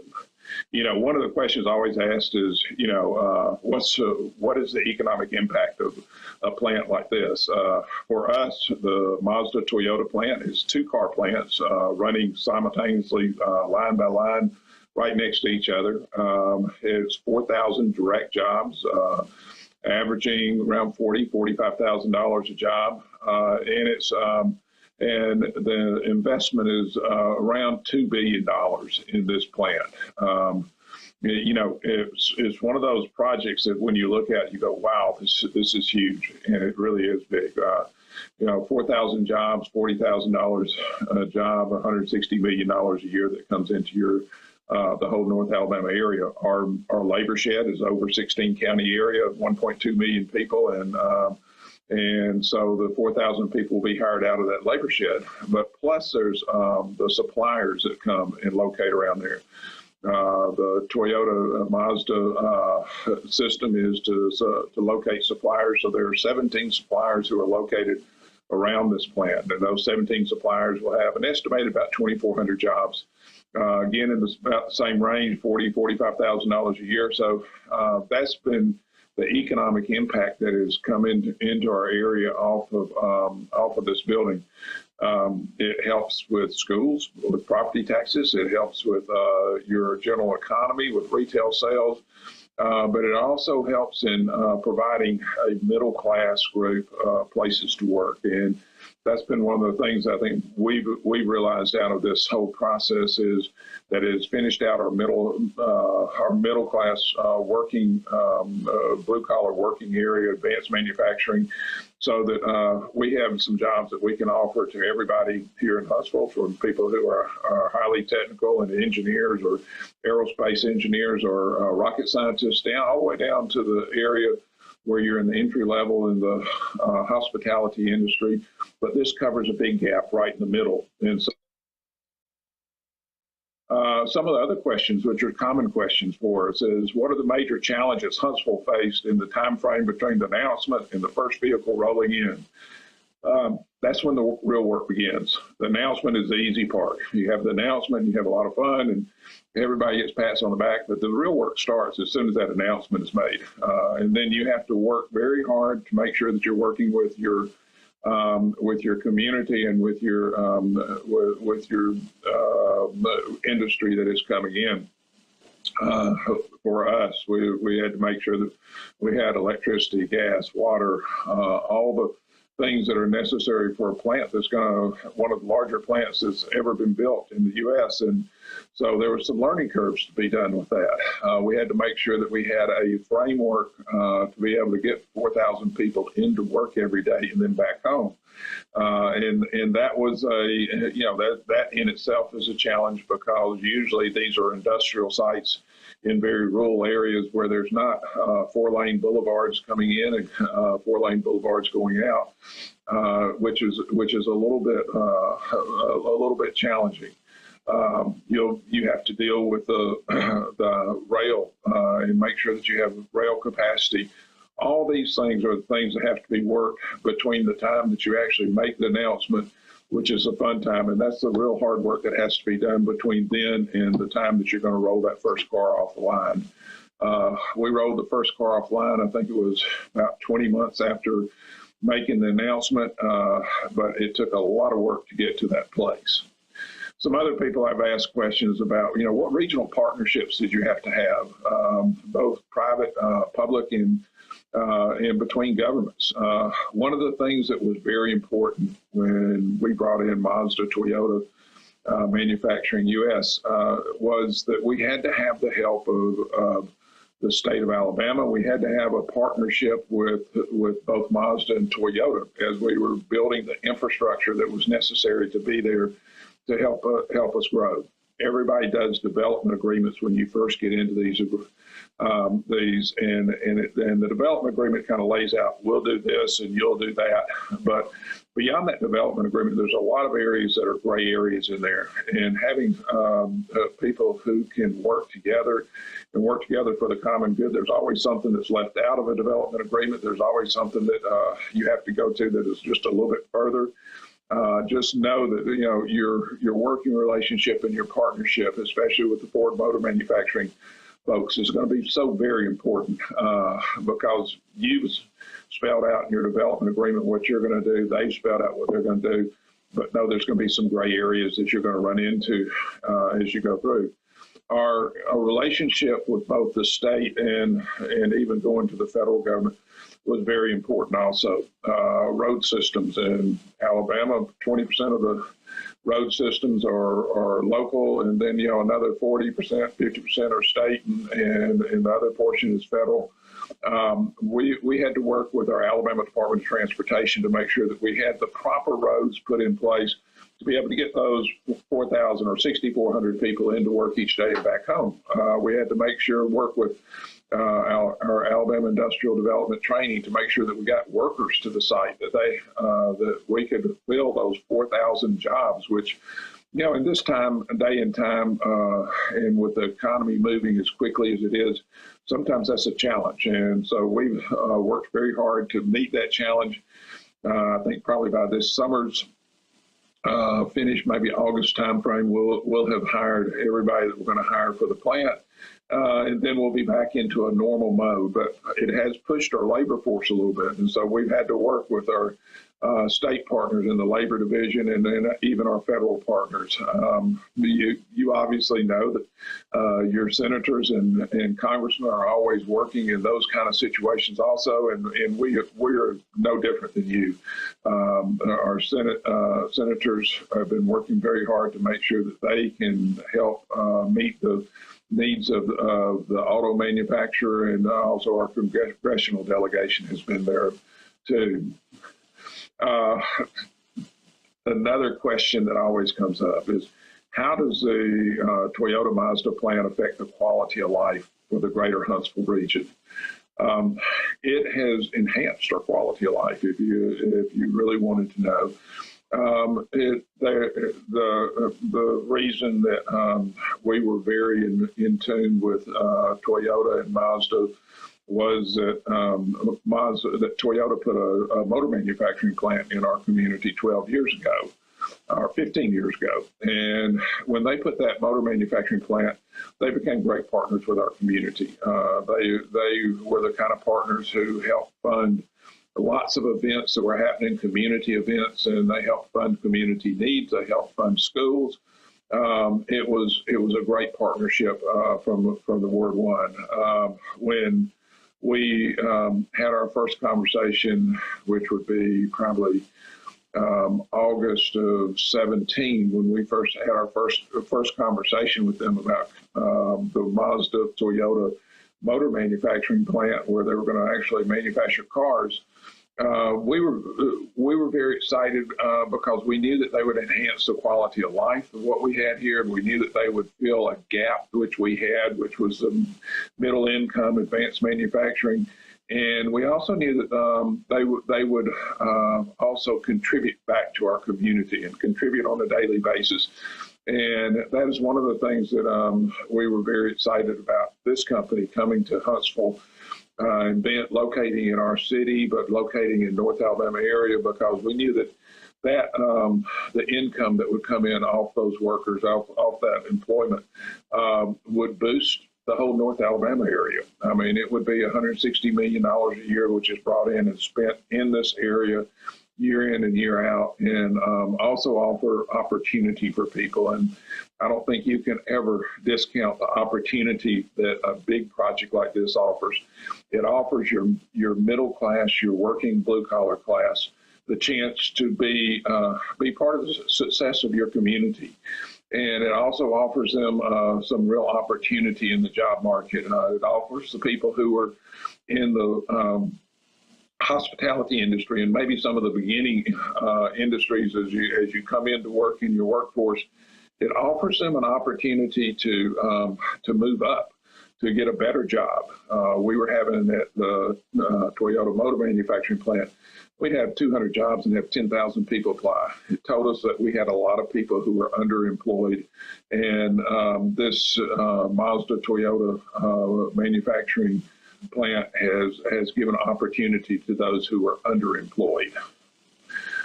Finally, there's always a question about how do we have a smooth transition through this? What are some of our lessons learned? Some of our lessons learned is that you've got to have one person who is, as I call it, carrying the ball. One person has to carry the ball. One person has to be that person who makes sure that the day-to-day things are done, and that everybody has their marching orders and that everybody moves forward. We had somebody on our side, Shane Davis, who was our person who carried the ball on our side. Toyota Motor Manufacturing and Mazda also had somebody on their side who was very much involved to make sure that the day-to-day operations, the day-to-day milestones had to be met, were being met, so that we could have this plant operating in the time frame that we were talking about. There was a lot of coordination that had to happen between those two people, and those two people had to make sure that they both protected, in our case, ours protected the taxpayer, protected the city of Huntsville, but also made sure that the project moved forward so that we could get the benefit that we were looking for out of it, the investment in our community, the jobs, the opportunity, and all the things that were there. None of it's easy, and I will tell you, you will have some places where there's some scrapes and there's some bumps and some bruises. We all have those places, but that's to be expected out of this. This is a big job. You're going to have billions and billions of dollars being invested in your community. You're going to need workers, a workforce that is a very large workforce. You're going to have to recruit that workforce. You're going to have to train that workforce. And as you do that, none of that, if it was easy, everybody would be doing it. And I think what you're going to find is that you need to make sure through this transition that you have somebody who is top-notch in place, making this happen and working this project. They'll work it for 3 to 4 years, then turn it over to become a day-to-day operation. But the great thing about it is that for generations to come, there are going to be people who are going to be employed at this plant in Western Tennessee and in the Memphis area. There will be people that are employed at this plant for generations to come, 50, 60, 70 years from now, times when we're not here. There will be people who are the next generations who will be employed. They'll be able to make sure that your community keeps moving forward. They'll be able to make sure that everybody has opportunity. And I can't say enough about providing a workforce opportunity, providing people who don't have jobs opportunity, providing people who have jobs maybe in the entry level of the labor market, providing them to have a better job. When you get finished, you will have achieved something that is great for your community in providing that kind of opportunity. Listen, I want to congratulate you on landing the plant. I want to tell you it's going to be a tough road between now and when that first car rolls off, but that's to be expected. But also, I want to tell you that you're providing opportunity for hundreds of thousands of people throughout the Western Tennessee and the Memphis area, and congratulations to you for doing that. Thank you. Hi, I'm Lucia Cape. I'm the Senior Vice President of Economic Development at the Huntsville-Madison County Chamber of Commerce. Thank you for inviting me to speak to your forum. I'm sorry I can't be there in person. We're having our first in-person annual meeting today for our chamber. So we're very, very excited about that, but we're very excited for you as well. So again, thank you for having me record this message. I've been asked to talk about the Mazda Toyota project that came to North Alabama and the similarities that it might have for you with your Ford Blue Oval project. Congratulations on that. It is a huge win, and we're very excited for the Memphis area to have the Ford project there. For Mazda Toyota, the Chamber's role is to assist our local and regional government in bringing industry into our area. And we were involved in this project years before it was even a project. The site that Mazda Toyota eventually chose was initially submitted for the Volkswagen project. At that time, the site was not development ready, it was not shovel ready. And the Volkswagen project ended up going to Chattanooga, another win for your great state of Tennessee. At that time, the city of Huntsville made the decision to invest in our site to make sure that we were ready the next time an automotive project of this nature came around. So we worked with TVA and had it designated as a certified mega site. That process was managed by the Chamber with McCollum Sweeney. Started in 2011, it was completed in 2016, and within 18 months, the Mazda Toyota project was announced. As with all industrial development projects in Huntsville, the Chamber worked with the city, the Alabama Department of Commerce, TVA, and our partners in Limestone County to manage the requests for information, the proposals, the multiple site visits that included a handful of consultants, up to 20 executives from both companies, many visits throughout the project timeline. We also had meetings that we coordinated with existing industry and education representatives in our community, and we handled logistics for the announcement. These slides that I'll show you give the timeline and the parameters of the project. So the Mazda Toyota project was named Project New World by the project team, and it came to us as the joint venture between Toyota and Mazda. They announced this joint venture in early 2017 and said they would build 2 new vehicles at a new combined plant. They started requesting proposals from communities in 2017 in August with the assistance of JLL, and they looked at more than 100 sites in 25 states in the initial phase.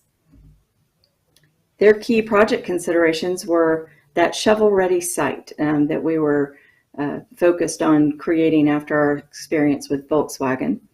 They wanted easy logistics for transportation on road and rail. They needed reliable utilities, which we're all fortunate to have through TVA. They needed an educated and available workforce, which ours extends through 16 counties in the North Alabama and South Central Tennessee area.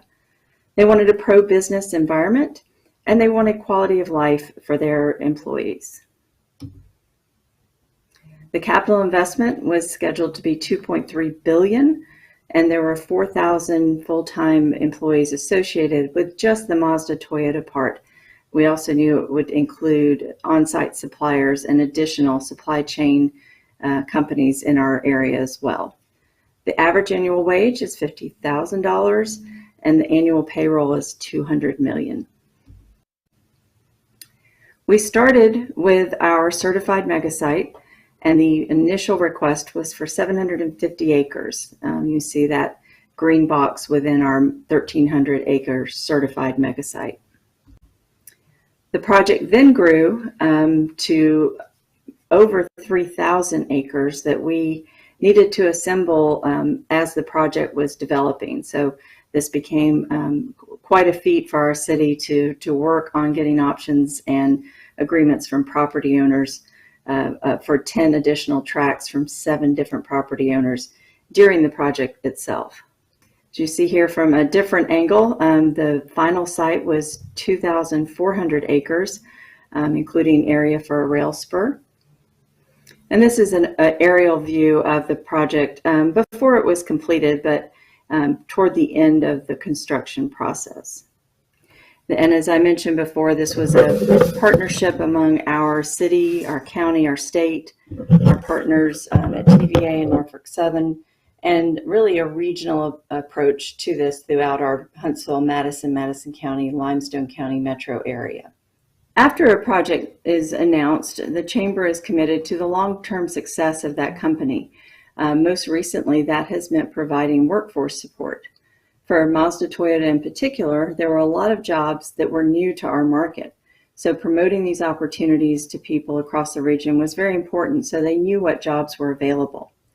Many of the jobs are entry-level and can be filled by high school graduates. So we created a program that would connect high school seniors who were on track to graduate but did not yet have career plans with MTM and its on-site suppliers. We also held virtual career fairs throughout COVID and promote the MTM jobs on our social media and through our national talent attraction campaign. We've been assisting with the FAME program, which was started by Toyota and expanded to other manufacturers in our area. It's a cooperative education opportunity that allows students to pursue a 2-year degree while being paid for their work on site at manufacturing companies. Looking ahead, the Chamber will continue to promote jobs at Mazda Toyota and its suppliers, and will continue to partner with companies to hold job fairs and integrate the automotive occupations into our K-12 and post-secondary education systems. We'll continue to ensure a close relationship with the local leadership and show support at local, national, and international conferences. We'll also foster relationships between the automotive manufacturers and our aerospace, defense, and technology companies so they can learn from each other. Recognizing that this project for you is a transformational opportunity is the first step into being a successful project at the end of implementation. It will be an ongoing relationship for you. We learned with Toyota that 20 years ago when they located their engine manufacturing facility in Huntsville, that you can build a relationship over time that enables them to continue to be successful. We've helped them expand their opportunity and attract talent, and they've invested in our community in turn and become a very valuable corporate citizen. We believe that the Toyota experience in Huntsville helped set the expectations for Mazda Toyota when they selected us for their joint venture. We focused on personal relationships through leadership changes at the facilities and elected official changes in Huntsville, Madison, Limestone counties, so that we've been able to keep communication open and keep that trust that we have at that center of our conversation.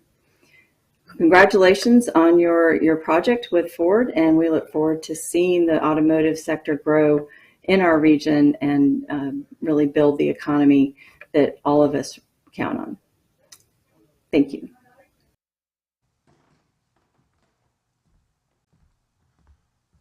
I'd like to thank both of our speakers. At this time, we are going to be joined by Mr. Davis. Is he ready?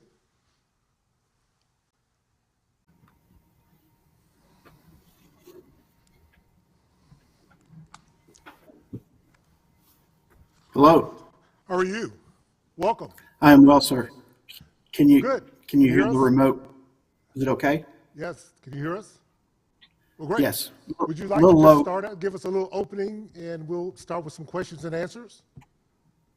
Absolutely. So, good afternoon, everyone. My name is Shane Davis. I'm Director of Urban and Economic Development for the City of Huntsville under Mayor Battle's leadership. First, I want to congratulate you on a significant win of the Ford Motor Company's latest project.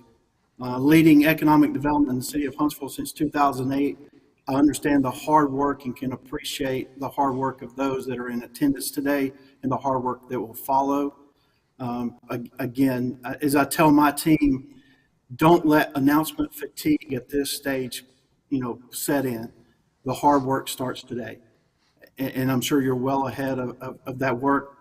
There's a reason Ford chose West Tennessee and Memphis. It's because they saw something in this community that could lead Ford to success. So congratulations. Well, thank you. I was listening to Mayor Battle's presentation, and he stated that you were the person that was representing the city in a lot of crucial negotiations with the automotive plant. Is that correct? Yes, sir. Can you give us some thoughts about some of the things you had to encounter and some issues that were maybe important for people in West Tennessee? Sure. So, pre-selection, my role with the City of Huntsville is to lead the city into, being successful in economic development projects such as Mazda Toyota, such as you're doing with the Ford Motor Company. And that includes, transportation logistics, infrastructure, getting land options, all the things it takes to be successful in being selected as a community. Once you get through that stage and there's been a big announcement and everyone's had that great day, my role transitions along with my staff to helping get it built. So my role, I have 5 departments that fall underneath me. They have department heads certainly lead day-to-day activities, but all the engineering with public improvements, whether it be road or utilities, building inspection department, zoning, and just on-site inspections day to day. So, my role is keeping our team motivated, getting involved when things need to be, as Mayor Battle may have said, call the ball. So, the hard work starts today. You need that one person, if you can, that has been part of the project from day one, that first site selection visit to carry through, because that person more than likely was also in the helping with finalized purchase and sale agreements and development agreements and all those items that got memorialized and executed in an agreement. The way we are set up in Huntsville, I'm that person that goes cradle to grave. So, it's really good to have that person on the team as you move forward into construction. So, attorneys are really good and you spend many countless hours and weeks getting that development agreement finalized, but every detail will not be in it. You must remember the reason that you even competed for this project, and it's to create better opportunity for those in your community. And you'll have to interact with different utilities and keep reminding them the end goal. Stay positive even when things are not aligned very well. Is just remember that end goal is while we're all doing this is the reason we competed for it many months ago. You give us some examples of issues you've had to deal with in terms of workforce and infrastructure? You know, for the infrastructure is really just speed. You know, we for the Mazda Toyota project, our public investment for utilities and roads exceeded $130 million. We modified an interchange on I-565. We built a brand new limited access highway connecting I-565 to I-65. And then in front of Mazda Toyota took a 2-lane road and converted to a 5-lane road. So a lot of construction going on adjacent to the facility or the project site and off-site. Certainly we had Huntsville Utilities with some of the utility providers, but we also had our neighboring partners in Limestone County provide, had to provide some utilities due to territory, and then certainly our partners at TVA. So just that coordination of make sure everyone is meeting regularly, whether it's just a quick Zoom call just to go over a bulletized list so everyone knows everyone's schedule and what needs to be completed. So, one entity is not holding up the other and vice versa. Can you talk a little bit about workforce development and the job process? Yeah, it's great. We become, I would say, a secondary supporter in that role. Alabama Department of Industrial Development Training, AIDT, does a fantastic job, but started early on. We started that process with Mazda Toyota in the middle of site grading. We started that process 20 months before really that first employee was coming on board. And we had a good business partner with Mazda Toyota that they started bringing people on board and actually paying them to go through training and to kind of reserve that employee, if you will, about 6 months out from them actually walking into the facility. So just continue to be a partner. That's what you promised to be to Ford, and continue to be that partner. And you chose Ford as much as they chose you. I assume you chose Ford. One, they're a great company, but you saw something in them that they'd be a good partner to West Tennessee and Memphis. So, collaborate together. This may not be a question specifically for you, but can you talk a little bit about zoning and planning for the future? Yeah, so back, when we identified this area in 2008 for the Volkswagen project, we brought in, so the annex portion of Limestone County in the city of Huntsville currently lies in 3 counties in Alabama, are city limits. So the Mazda Toyota plant is in the Limestone western area of annexed Huntsville. It actually incorporates over 26,000 acres. After the 2008 Volkswagen decision, we set in to actually complete a master plan on, at that time was about 18,000 acres. It certainly has grown in scale and size for city limits. So we had a master plan for utilities and zoning. And what we did is we brought all the property owners in very early. And we've continued to do that even with Mazda Toyota now there. Certainly the ripple effect, the multiplier effect of development that's occurring in residential, commercial, even different industries on this new infrastructure we've built. Even after announcement, we brought in strategically landowner partners, brought those guys in and said, hey, look, something's great is happening here. Everyone's excited, but we want to prepare now for the ripple effect. So we started going through that process of getting appropriate zoning to make sure that, one, we protected Mazda Toyota. They're making a huge investment. So we wanted a buffer around that so that, like uses fit with like uses, and then kind of transition your normal planning process into other uses, whether it be commercial, hospitality, multifamily, or single family residential type zoning. So I would suggest that, not knowing if this is in unincorporated portions of West Tennessee, but get with your partners. For instance, Mazda Toyota, even though it lies in the city limits of Huntsville and Limestone County, our neighboring cities of Athens and Decatur are just a few miles away. So we coordinated with those guys to make sure everybody got a win-win ripple effect, from the multipliers of what these jobs will produce and then the things that will come after that down the road. So, just bringing everybody to the table, kind of work on a joint planning session and based off the road infrastructure and things that are going to be needed or the ripple effect from what you've already installed so that everyone can have success. And you also protect, the reason for that success. And for your case, that's Ford Motor Company. Can you talk a little bit about some of your public-private partnerships that you use to bring the plant online and to deal with economic development and workforce? No, that's a great question. Our public-private partnerships that were most key was our landowners.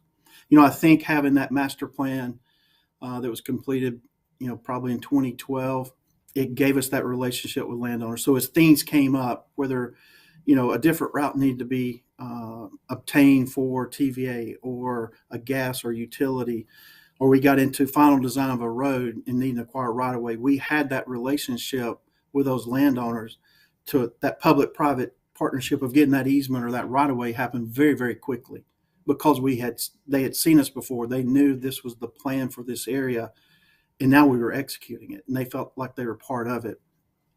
Outside of that, Norfolk Southern and TVA were just phenomenal business partners.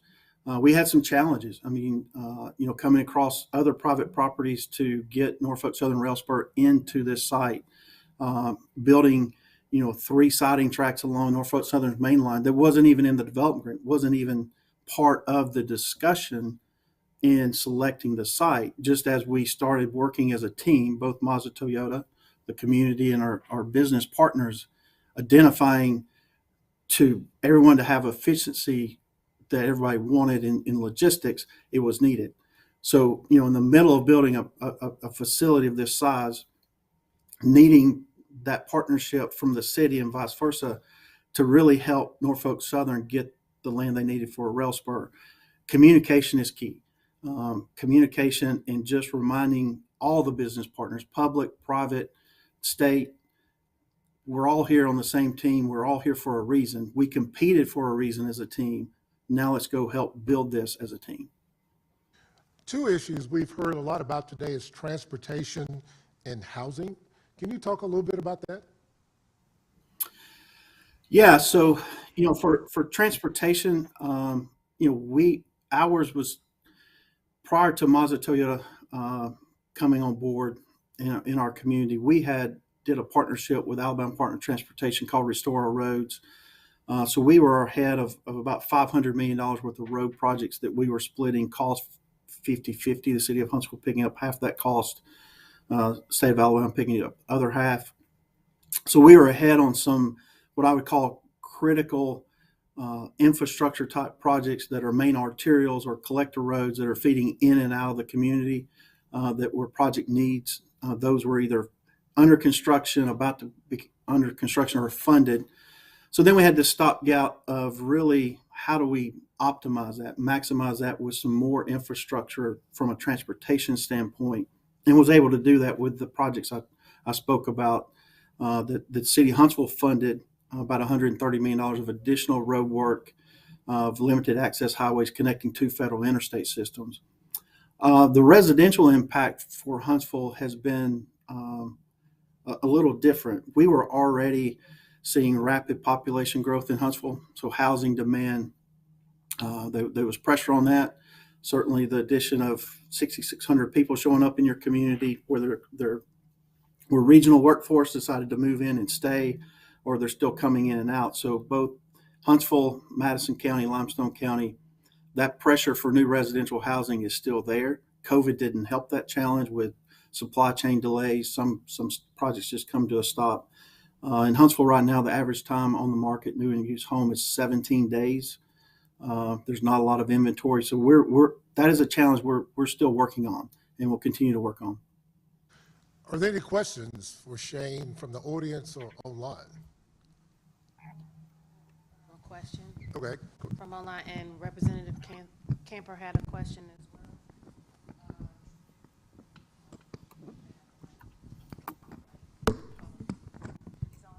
Thank you. The question here, and then we'll move to Representative Camper, and then we'll address one of the questions that was online earlier. Maybe Mr. Davis can address that question from YouTube earlier. The question I have on the question card is for rural communities. What advice would you give for providing infrastructure to Blue Oval without raising taxes?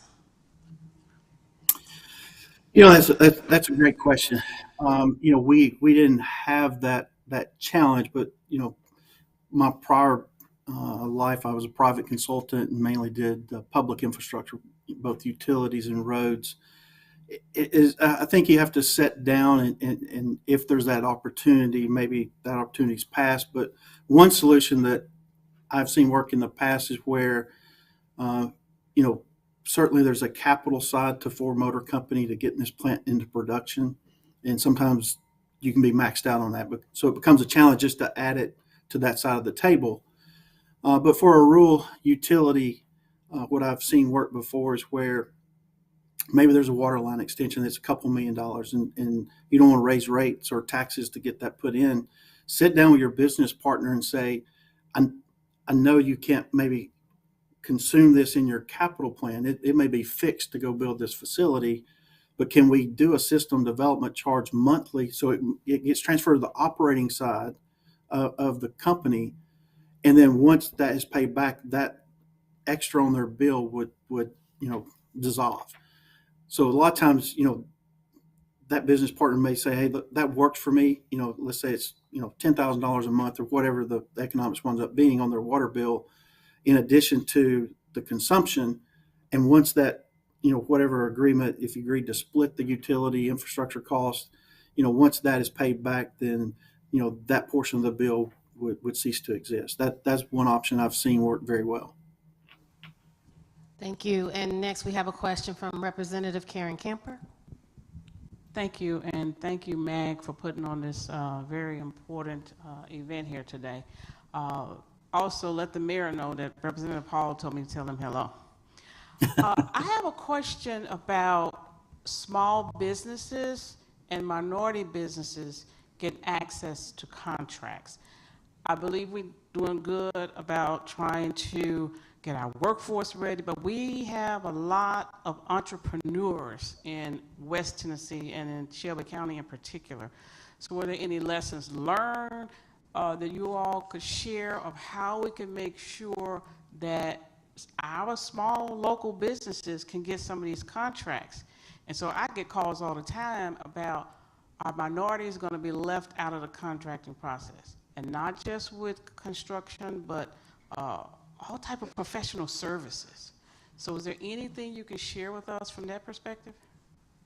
Absolutely. We received the same questions, and how we accommodated it, and a lot of people had success through that is, Mazda Toyota, along with the city of Huntsville and our Chamber of Commerce, we held, supplier fairs, if you will, during construction or early on before construction had two, and then kind of transitioned that into, there's a lot of supplies to run a facility like this. There's a lot of services that are needed, all the way down to supplying, 5-gallon water jugs along the assembly line, something that rudimentary or paper supply. So what we did is we held a number of public events to where if you're a small business, that you could come in, leave a resume, and we help categorize those businesses in categories of what they could supply, and made it easy for Mazda Toyota to go have those conversations. Are they of size that can provide the volume of what is needed, whatever that service or that commodity may be? And we've had success. They're actually using some of those small businesses that do have, that expertise to provide that volume of a facility such that you're going to build there in West Memphis. Thank you. We got a question from YouTube earlier today, and maybe you can address this. And it's really for the Ford, probably more appropriate for the Ford representatives, but maybe you can speak to your experience. And the question was, will Job Corps be included in training plans?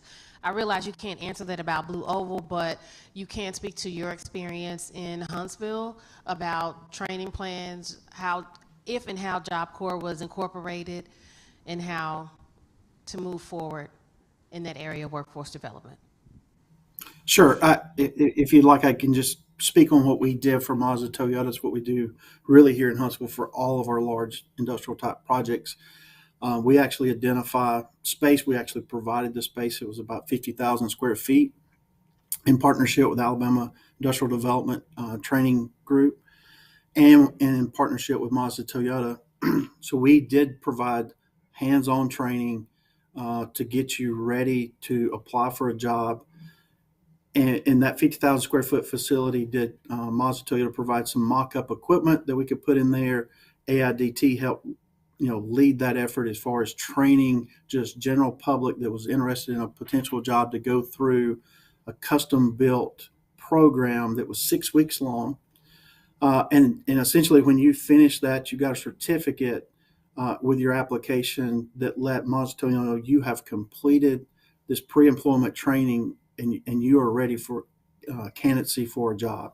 It both helped Mazda Toyota. It also helped our community to expose as many people as possible to these job opportunities. Thank you. We have one more question are there any other questions from the audience before we move on? We have one last question from Facebook.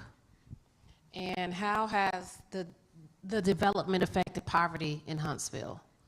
Has there been a positive impact on Absolutely. The rate of poverty?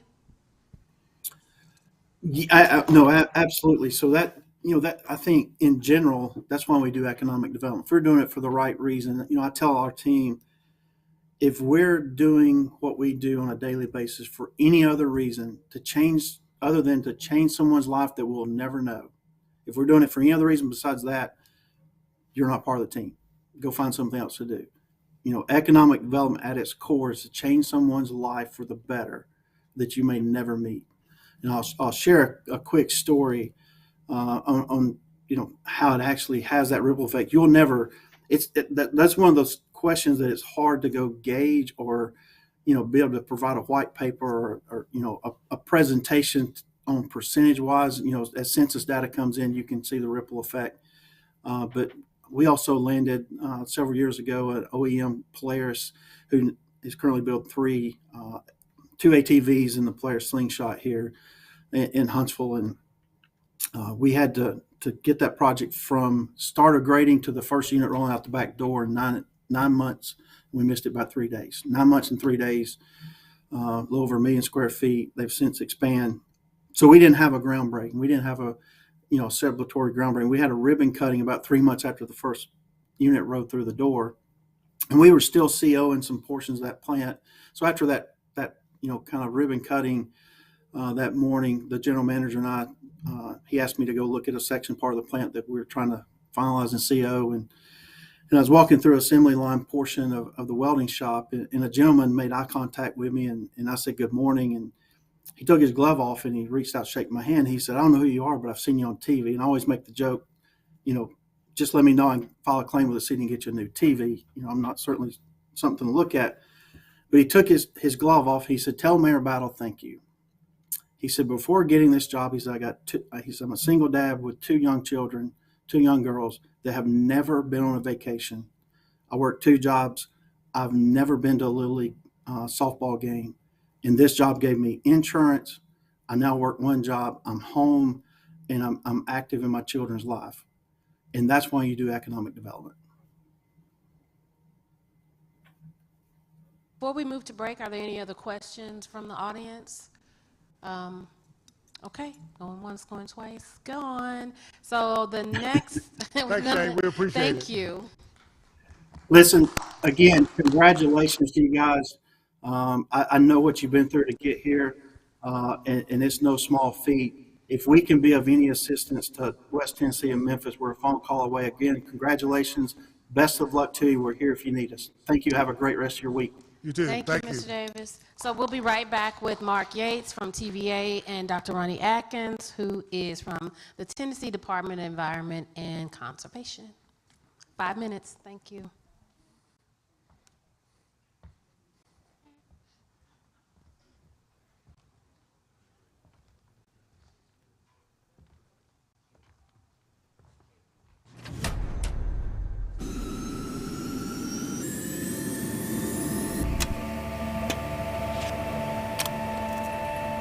I'm from the Valley. Being from the Valley isn't like being from someplace else. It's got its own way of doing things, its own energy, its own connections. Born out of the Great Depression, it was a great opportunity to bring us together. A moonshot, before we even knew what a moonshot was. A bet on the future, that there would be a better way to work, a new kind of public works, and we work to make it happen. Connecting our people with our needs, with a plan. And those connections gave us power. Hydroelectricity, we made it flow. Flood control, under control. The nuclear option, we took it and we grew and grew and grew. We needed more, and the TVA provided.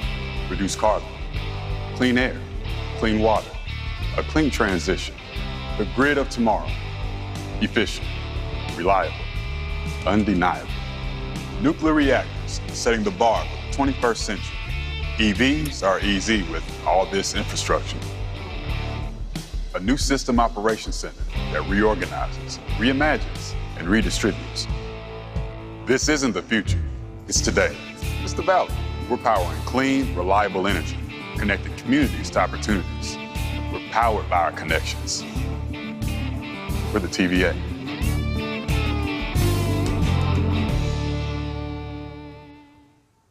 Kadzukian.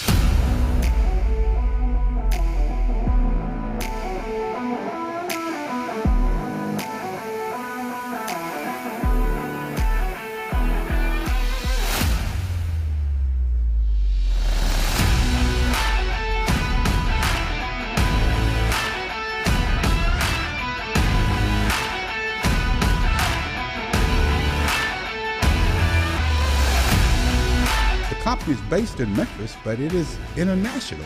A new building, an expanded team, new equipment, a new studio, all inside of 7 years. The resources that we were able to utilize with Kadzukian and their team has been incredible. And our partners at Kadzukian has been a large part of our success. One, it's Black owned, so we get to tell our own stories in our own way. I'm so proud of the founder, Larry Robinson, and his entire family and all of the team here at Kadzukian. We are so proud of their progress that they've made here in Memphis. With social media and the technology we have today, the world is listening.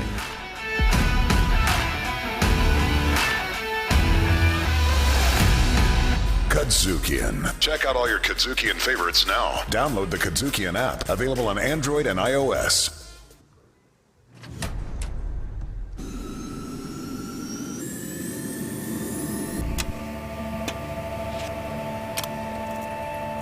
I'm from the Valley. Being from the Valley isn't like being from someplace else. It's got its own way of doing things, its own energy, its own connections. Born out of the Great Depression, it was a great opportunity to bring us together. A moonshot, before we even knew what a moonshot was. A bet on the future, that there would be a better way to work, a new kind of public works, and we work to make it happen. Connecting our people with our needs, with a plan. And those connections gave us power. Hydroelectricity, we made it flow. Flood control, under control. The nuclear option, we took it and we grew and grew and grew. We needed more, and the TVA provided.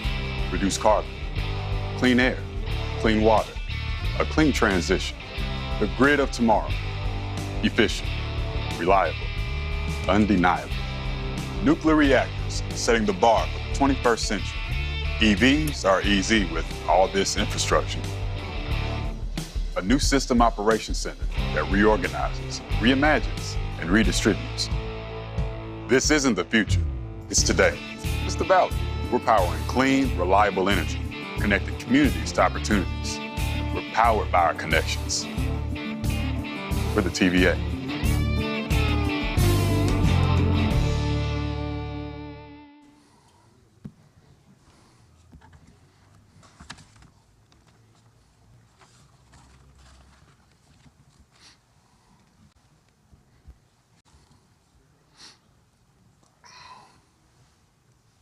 Ready? All right, we're ready for our last panel.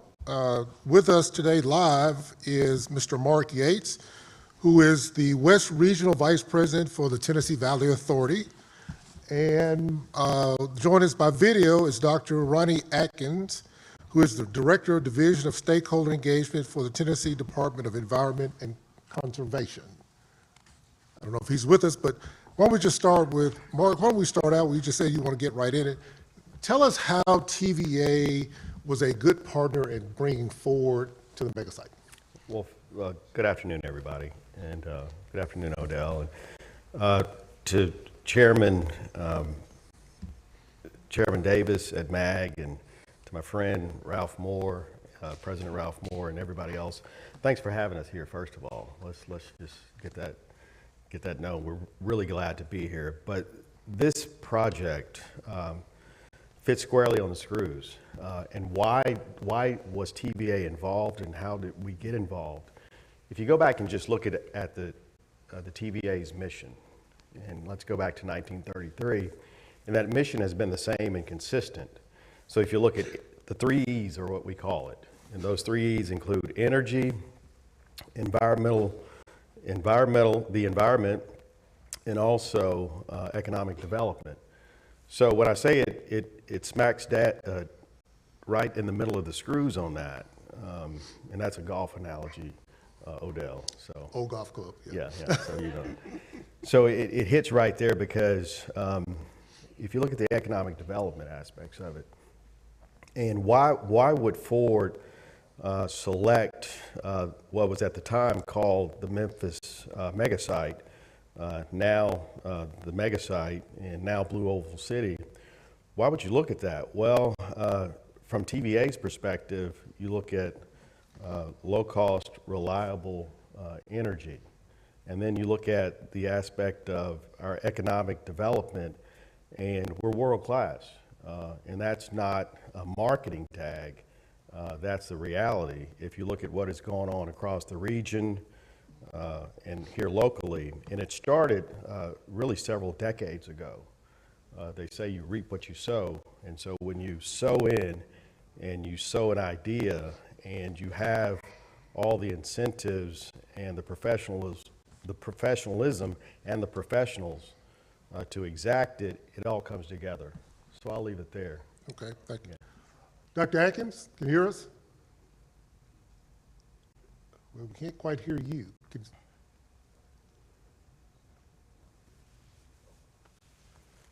Not yet.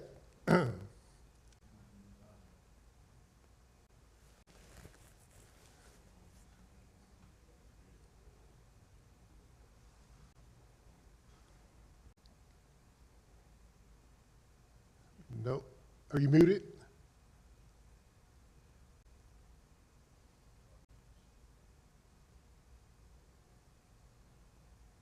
All right, so Mark, while Dr. Atkins is working on that, tell us where TVA's position is kind of going forward in terms of what types of things it will do for the project between the announcement that was made and the first car rolling off the assembly line. Great question. As I've sat in the audience and I've listened to our dear friends from Chattanooga and Huntsville and kind of heard what they were talking about, it's no different. You know, the announcement, and as we gather, you know, people together in terms of organizations, communities, and look at what needs to be done, TVA will, of course, participate in that process. And so this is a West Tennessee, or even broader than that. This is a regional project, and I spent a lot of time in our region, the West region. So it stretches from, we jumped the Tennessee border to the north up into Clinton, Kentucky. And I like to tell people we run all the way down to Meridian, Mississippi, which is about 400 miles, plus or minus, as a crow flies. And then left or right, we're between the rivers. So as I'm down in Mississippi, you know, as far as Starkville, people are talking about this. And what they're talking about is, you know, how can they be engaged? But direct opportunities for us is to look at our customers, which are the local power companies. An example being Memphis Light, Gas, and Water, which is directly across the street. How can they be involved? You've got Brownsville, you've got others, Southwest, which is a cooperative. But, you know, I don't want to just get into naming customers, but you've got these aspects, and what does it mean for substations? What does it mean for transmission lines? What are all those things? What are the capacity issues for those suppliers, and how will TVA work with those local power companies to serve? This is a tremendous project and endeavor for us as an organization, and we will work it, as I've heard once said, with all due alacrity. Well, good. Well, I guess will TVA have an opportunity to hire more employees because of this project in West Tennessee, or will it just be more of a collaboration with power companies, your customers, and maybe some other vendors? So, very interesting question, and there's opportunities. Of course, there will be an ebb and in terms of the need, the demand. If you look at the demand curve for the amount of jobs that need to be performed, of course, there are construction. There will be ongoing, but as that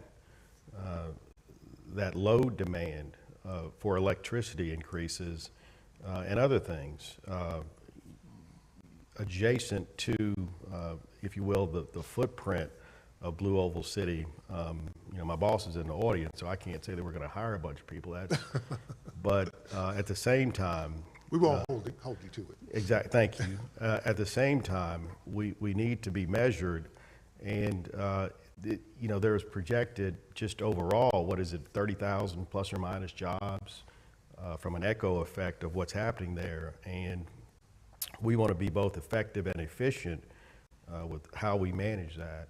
And but there will be a need, and so I can't speak to how much until we know exactly when and how that is coming. Well, one of the questions that was written was that we're asking, how does TVA envision going forward working with the local power providers for West Tennessee and the mega site and the surrounding areas? I know you've kind of talked about some of that, but are there areas in which people, I know Representative Camper talked about contracts, minority contracting, and just contracting in general. Is that a possibility with vendors and TVA? Brilliant question. Absolutely. We are also, and I'll just share this with this group. On April 4th and 5th, we are having a supplier diversity initiative here locally in Memphis. And that's extremely important for us to, and we will have we've sent out invitations, and we'd like the public to know, but it's really designed for those small business owners who can effectively benefit from knowing what is available, not only at Blue Oval City, but also within TVA. So that is something that we have always taken very seriously and continue to have a deliberate approach in how can we increase the amount of opportunities for small and minority-owned businesses and women-owned businesses. Well, good. One of the questions that's come up just in general, alternative energy, is this something that TVA may be looking at in terms of providing power there, or is it coal-based or wind-based or some solar? I know there's a solar farm, you can see it off the interstate just a little east of Jackson, and I'm not asking you to make policy today because you've got that look on your face, but just kind of wondering. No, it's a very good question. It's an interesting question, and we get it a lot. What we work with the local power, TVA doesn't create or, if you will, install any solar ourselves. But what we're looking at is how do we work with the local power companies to allow them in their arrangement with us to affect that. And that's really important. That's really important for the environment. You look at Millington, if you go just here straight up 51, Highway 51, there's a significant solar presence that is happening. And we work with solar developers to do that. So we are working really hard to figure out, but Ford, of course, in this project, they have set goals and targets in terms of what they would like this to represent. It's going to be phenomenal.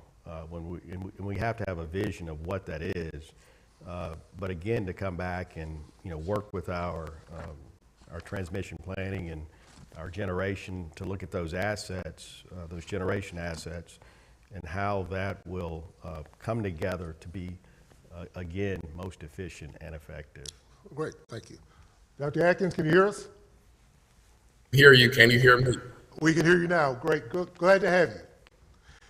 Can you just give us a slight just an overview of your department and its involvement in Blue Oval? Sure, I'll be glad to. So TDEC, the Tennessee Department of Environment and Conservation, has been involved in this project since way back when, before we even knew what the site would ultimately turn into, and it's been our pleasure to be a part of this. So TDEC primarily has been the environmental permitting agency for this site. It is a very large development specifically for Blue Oval City, and there are wastewater, stormwater concerns that have to be addressed through the permitting process, which we've done. And TDEC has also been engaged with them on their construction project permits to get started with construction. And so there are a couple of permits that are critical for that to occur, one of which is the stormwater control and construction permit for that. The second one is their ARAP, or aquatic resource and alteration permit, if there are wetlands or streams that need to be altered. And so with a site that large, there are a considerable amount of water features that we had to work with Ford on to complete. And so we have gotten through that. We just recently had a public hearing to finalize that for us to be able to issue that permit. And so that has been done. And so we anticipate construction to start fairly soon. There are additional permits that will be needed down the road, but the primary ones to get started moving dirt are to address the stormwater and the wetlands or the water features that are there. And something to point out about TDEC, we are a regulator. We are the environmental regulating agency for the state, but we're more than that. We're also a resource, and we want our communities to know that, the business community, our citizens. We understand that to have a healthy environment and economic an economic type of outlook for our state, it has to coincide with a healthy environment. And so we try to both merge those together and working with our applicants and our communities, our mayors, our local elected officials to get that done. And so we've been involved since the beginning, and we will continue to remain involved. Ford has some very lofty goals environmentally that they want to meet. And so we are hoping to continue to work with them as they achieve those goals in West Tennessee. We're also involved with we know that there will be development surrounding Blue Oval City. It's a very rural area now, and we anticipate more development to come. And so we're here to be a resource to other industries, other hospitality type of industry, home builders, across the board, to be a resource and to help with that. And we do encourage folks to, work with us early on, because we can help remove some of those barriers that typically come into play when you're talking about wetlands and stormwater control and things like that. So we've been involved from the beginning, hope to remain involved moving forward as this place continues to develop.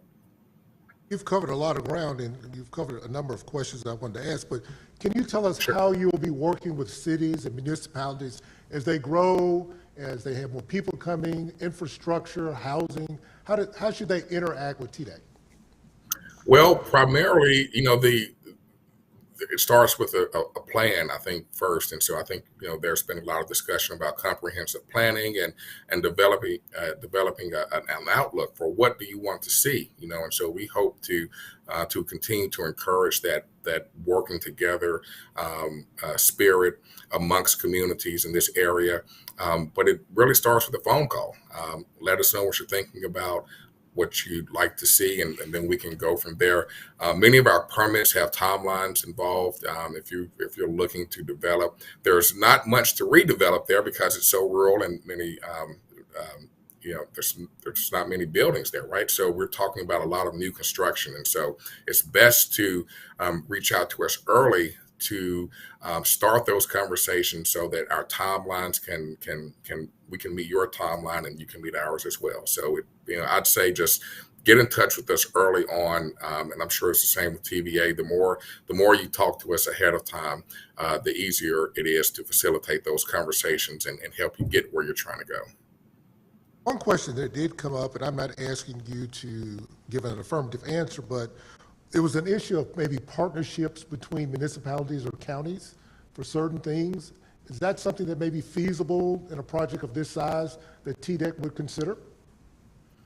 Absolutely. There's funding now that's available, the American Rescue Plan funding, where we really encourage that type of collaboration, especially when we're talking about infrastructure projects, drinking waters, wastewater. We know that those two pieces of infrastructure will be critical for development in these areas. And so we have mechanisms in place now that encourage and offer, some greater incentives for that type of collaboration. And we're here to meet with those entities to provide some guidance as to how to achieve those goals. Or online questions?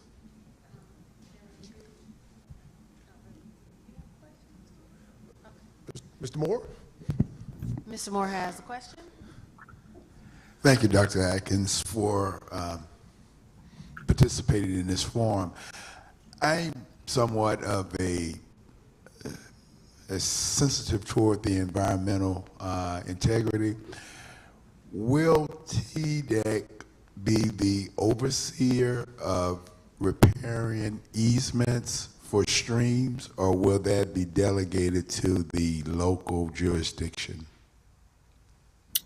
I would say if there are any projects that would impact rivers, streams, wetlands, then we would oversee that to ensure that that type of work is done correctly and to ensure that the projects don't have negative impacts on our West Tennessee rivers and waters and wetlands. If there are impacts, then we have there are opportunities to address that through mitigation of wetlands and to either purchase credits through a wetland mitigation banks, or there might be an applicant might be able to protect or do mitigation on their own site because it's large enough to do that, and there's a way to do that. So it would be TDEC to be that kind of overseer, as you mentioned. Would you encourage local jurisdictions to adopt your standards, state standards within their local development ordinance? Yes, I would say that the entities that are developing the land will need to conform to some degree in order to be issued the permits to proceed. And so there is an inherent piece there that they will have to comply with, for sure. Thank you, Mr. Moore. We have a couple of questions from online. Tanya Hodge has both questions. What are the first steps that local folks can do to get ready? I mean, I think we kind of talked about that, so we can do ask another one. We talked a little bit about this too. Do we need to build apartments, condos, duplexes? But that's not a TVA or conservation question. Just for Ms. Hodge, we addressed that a little earlier. The video will be online, so you can pick up that question from the other panels.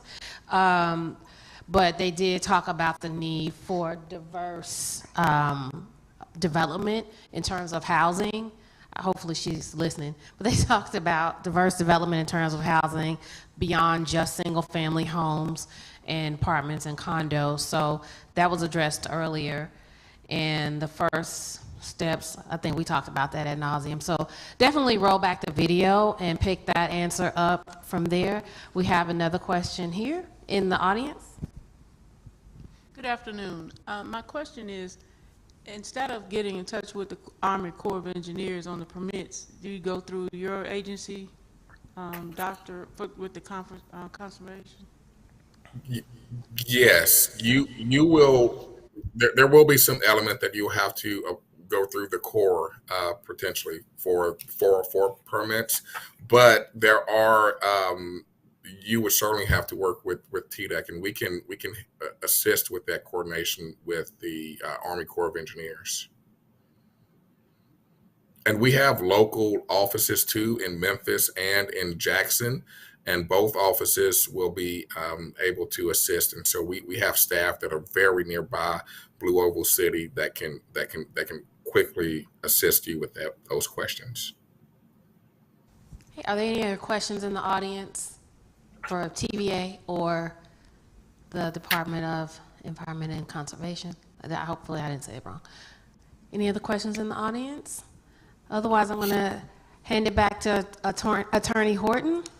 Dr. Atkins, any closing remarks or any comments we should know that we haven't asked you? Well, I would just say, please reach out to us early when you're developing. We understand that, there are, this is just the beginning, and we are so excited to be a part of this process. Again, as many others have said today, congratulations to West Tennessee, to this area. We want to be a part of making this as successful as possible, and it starts with the planning. And so last things I would say would be to really work hard on the planning so that we get it right the first time.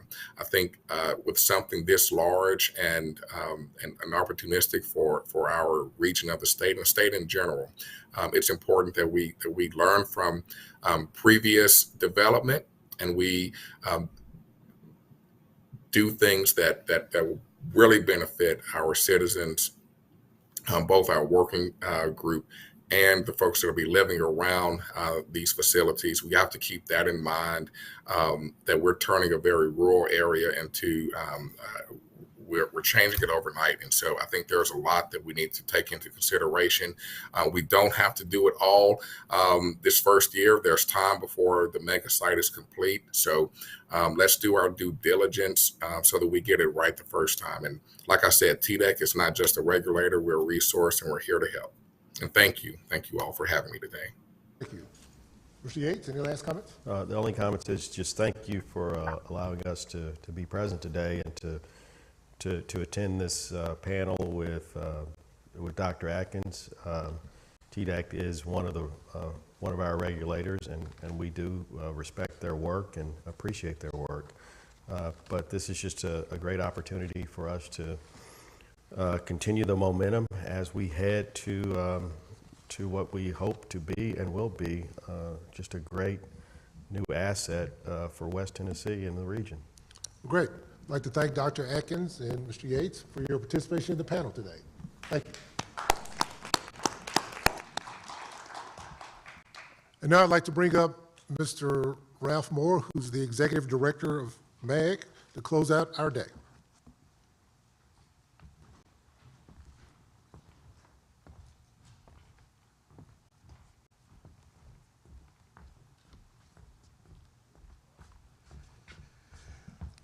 Boy, it's been a very eventful and very informative day, hasn't it?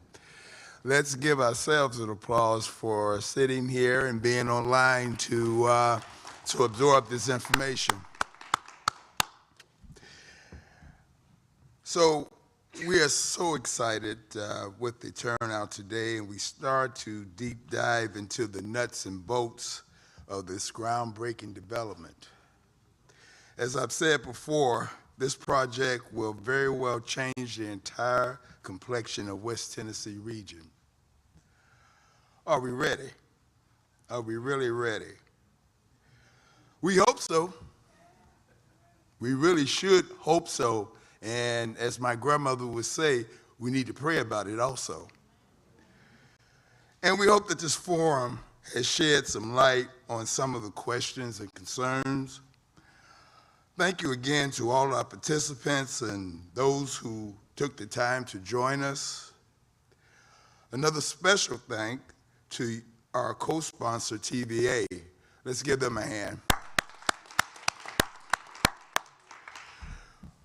We are certainly grateful for your support and the future relationship you would have with our communities within the region.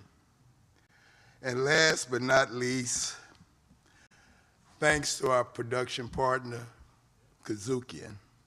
Where's Larry Robinson? Come on up here. Come on up here.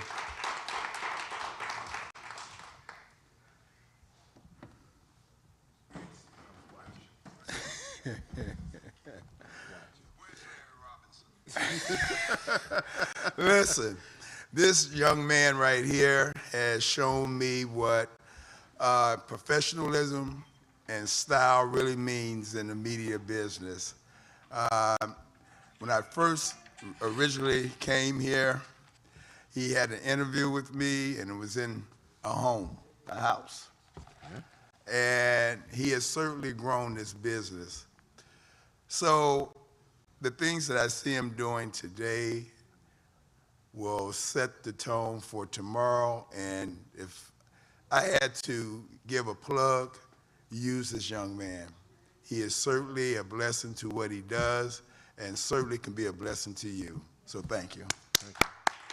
It's really the team. The team. It's the team. It's the team. It's the team. That's It's certainly always, correct. I'm just a representative, but it's individuals, and I won't start naming names, but literally, I represent an amazing group of individuals that you see here, and I couldn't do it without them. So please, if you're going to recognize me, you've got to recognize our team. And I certainly do. Thank you. Thank you. Thank you. I also want to recognize the gentleman that put the hard work together. I think he's lost a few pounds and going up and down the roads and making the phone calls. Is he? Where's Calvin Willis? Okay, he's probably taking a nap. But Calvin worked so hard and so diligent in putting this together. So all the credit goes to him. I'm standing here speaking for the Memphis Area Association of Government. But this event, I will tip my hat to Calvin Willis. So let's give Calvin a hand. So that's all I have to say. You know, when you spend 20 years as a politician, you can go on forever. So I'm going to spare you for that. So thank you for coming out, and God bless, and have a safe trip home.